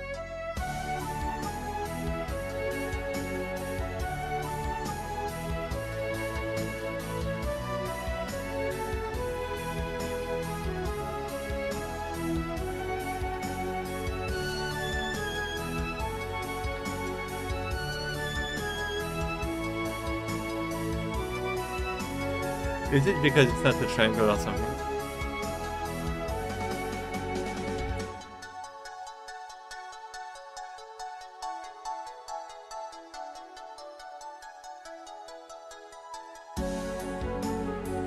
I guess technically... Oh, never mind.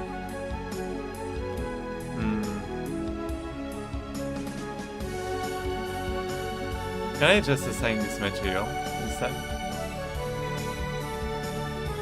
Or should I assign this one?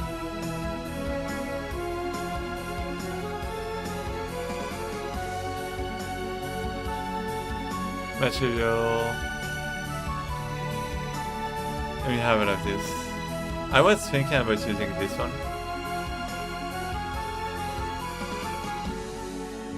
Like, what would happen if I just do material, but instead of material, if I do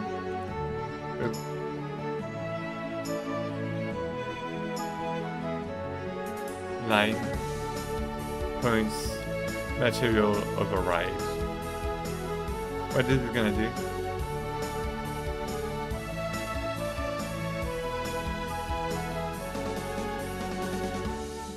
I mean, it still seems to be here. And it's still doing the same thing. Because I have the override anyways.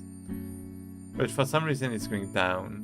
So why would it be going down? Because there is not the local distortion. It's not following the local... It's not following the local distortion of the player. I got it now. Well, I already kind of knew that, but now I'm certain of it. I really visualize it in my mind. So, why is it not following the distortion? It's just considering... I mean, it's considering the warping, right? Because if I didn't have this, and...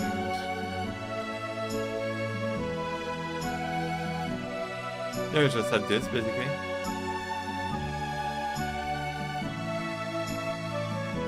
Well, right.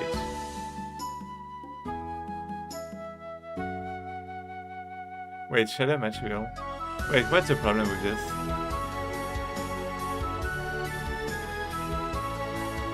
Camera override.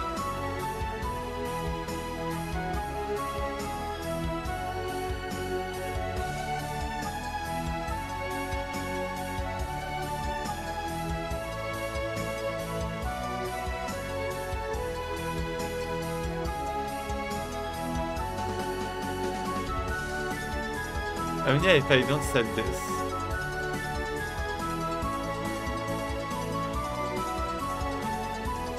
then we just don't care.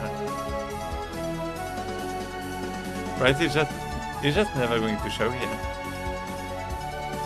It's just only going to show over there. Right? And I mean, even here there's an offset actually. I just realized there's an offset here. Wait a second, there's an offset here. Like if I attack, there's an offset here. So it's not even about this, it's not even about the shader, it's not even about all of this.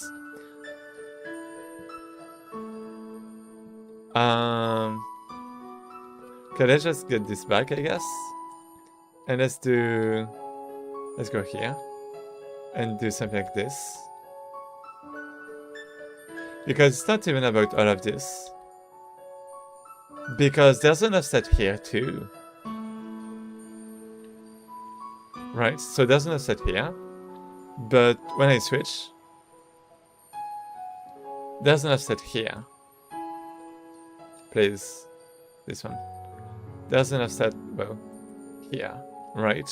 And it shouldn't happen. That's not something that should happen. Why is there something here?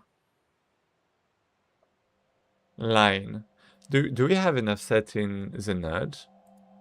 Oh. Wait.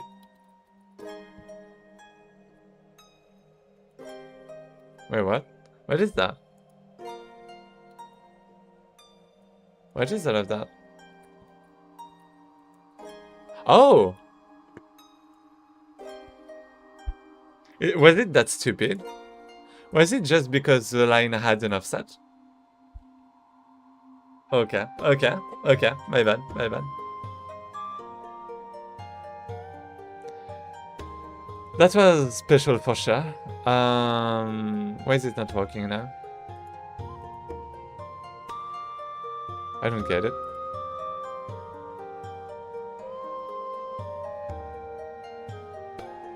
Line material override.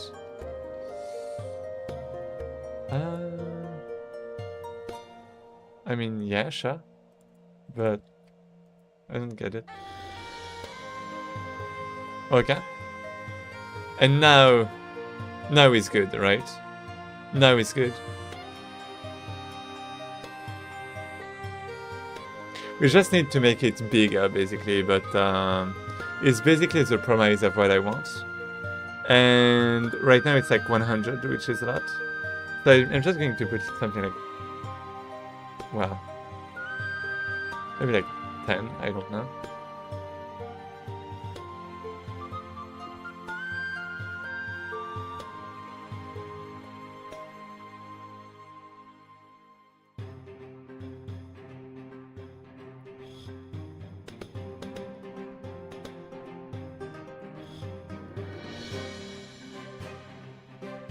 So at the end, okay. Okay, this is basically what I want, but so let's do left hand. This one is right hand.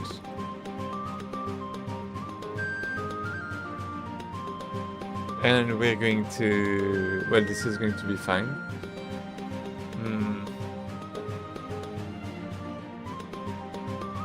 I just need to, so technically I want to create this on the attacks, right? And only for the attacks. That's it.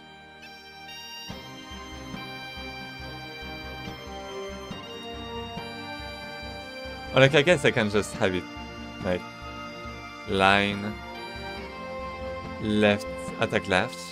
We have this. And I guess that means I want the code that is there to be in my attack. That kind of sucks. Okay. Like trail, how should I cut it? It's not really trail. It's like attack trail. Maybe I can have this there in another script. And yeah, because in the end, like player character is just nothing. Well, I do need this actually. I do need a reference to my anchors, right? So instead of particular spawn anchor, it's going to be like left hand anchor, that kind of thing.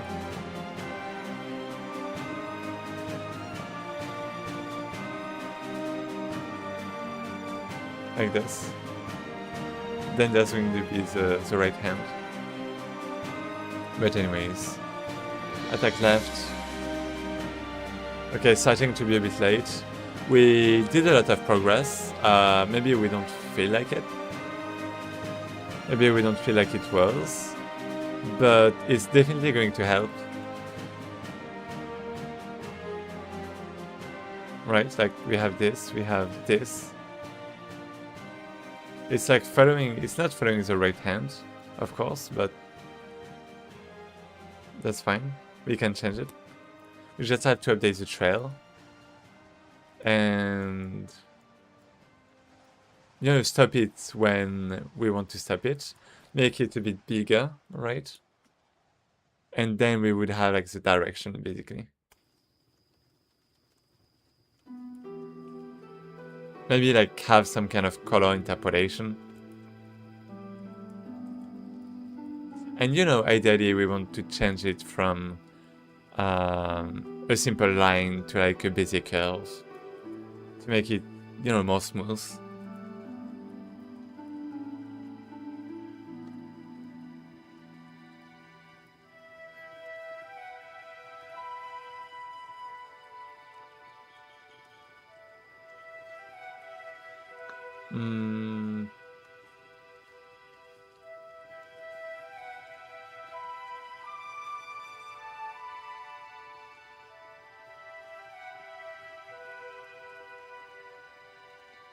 Yeah, I'm still thinking about the controls a little. Do I want... Maybe E shouldn't be needed. Maybe it's just left click to chain and right click to attack from the same side.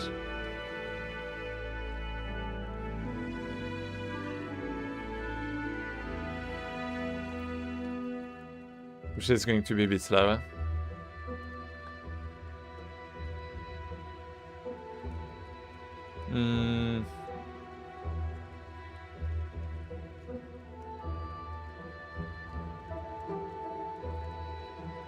I really have to test things out. And that means there might not be a middle attack. Or maybe it's just going to... No, maybe there's going to be a middle attack, but it's just going to attack like forward one time.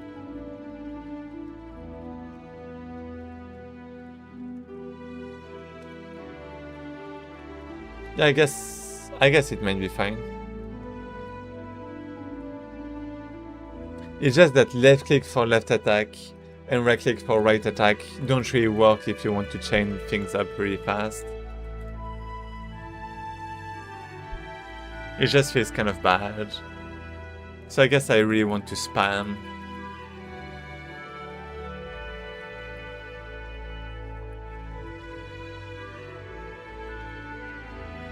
Yeah, because I guess like players are used to spamming left click to have like combos and stuff in the first place, right?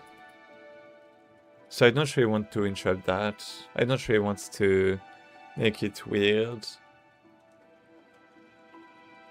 So maybe that's fine if there's a mismatch.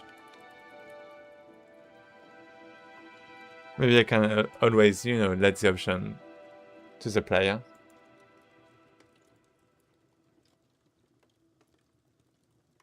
To pick whatever they want.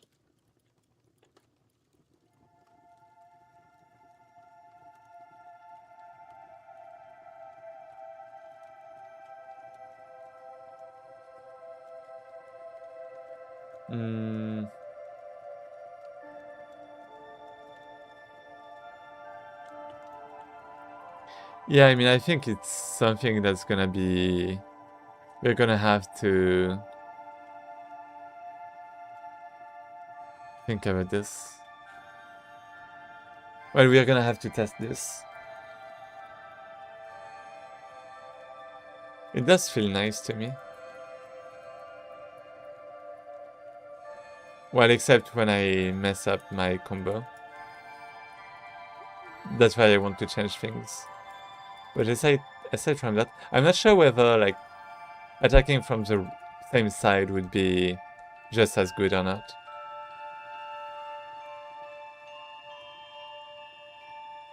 That's the thing.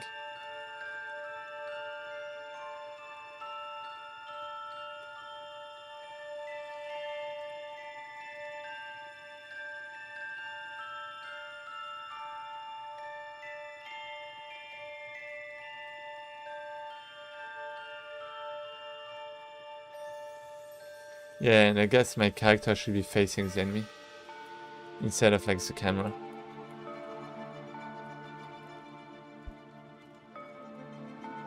for like clarity and stuff.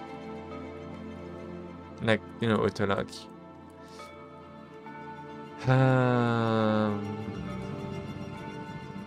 But I think I'm using the same anchor for both the camera and the character for now. So I might have to change that.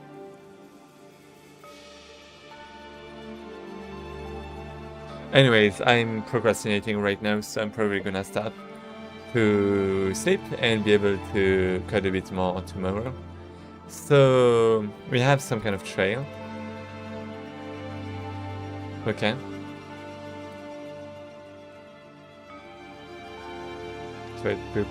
Let's do combo. Then all of a sudden I E, okay.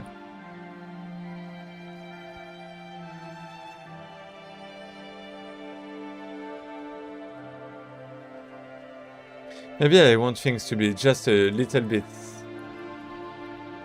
slower. Actually, well. Yeah, I mean, it's really fast. It's really, really fast. I do like it, you know, when it's fast. When it's fast, but maybe a bit too much. Let me try. I mean, 3. Why not?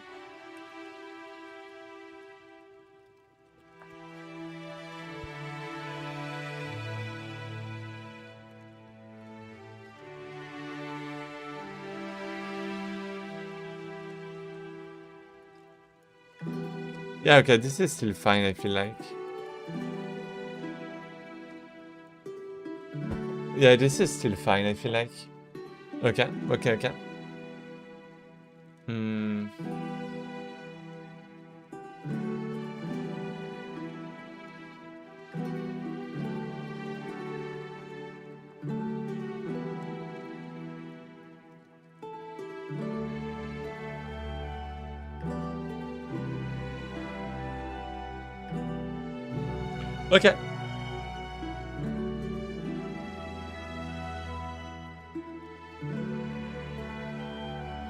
I'm gonna improve things next time.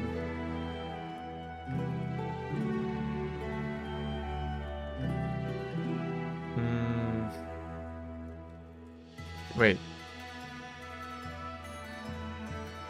Oh.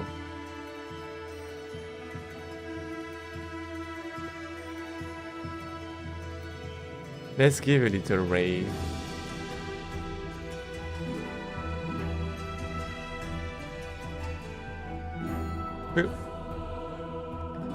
But yeah, okay, the gameplay is starting to feel a bit better. I'm just going to note what I should do next time, maybe.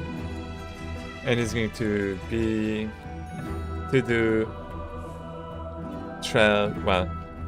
spawn trails for attacks and only for the attack duration. Then we have increase trail size by making it triangles, I guess. But then you have, I guess you really need billboards, something like that. I'm not really sure. And aside from this, what do I want? Yeah, the left click, right click. Left click equal combo, right click equal same side instead, I guess. And then,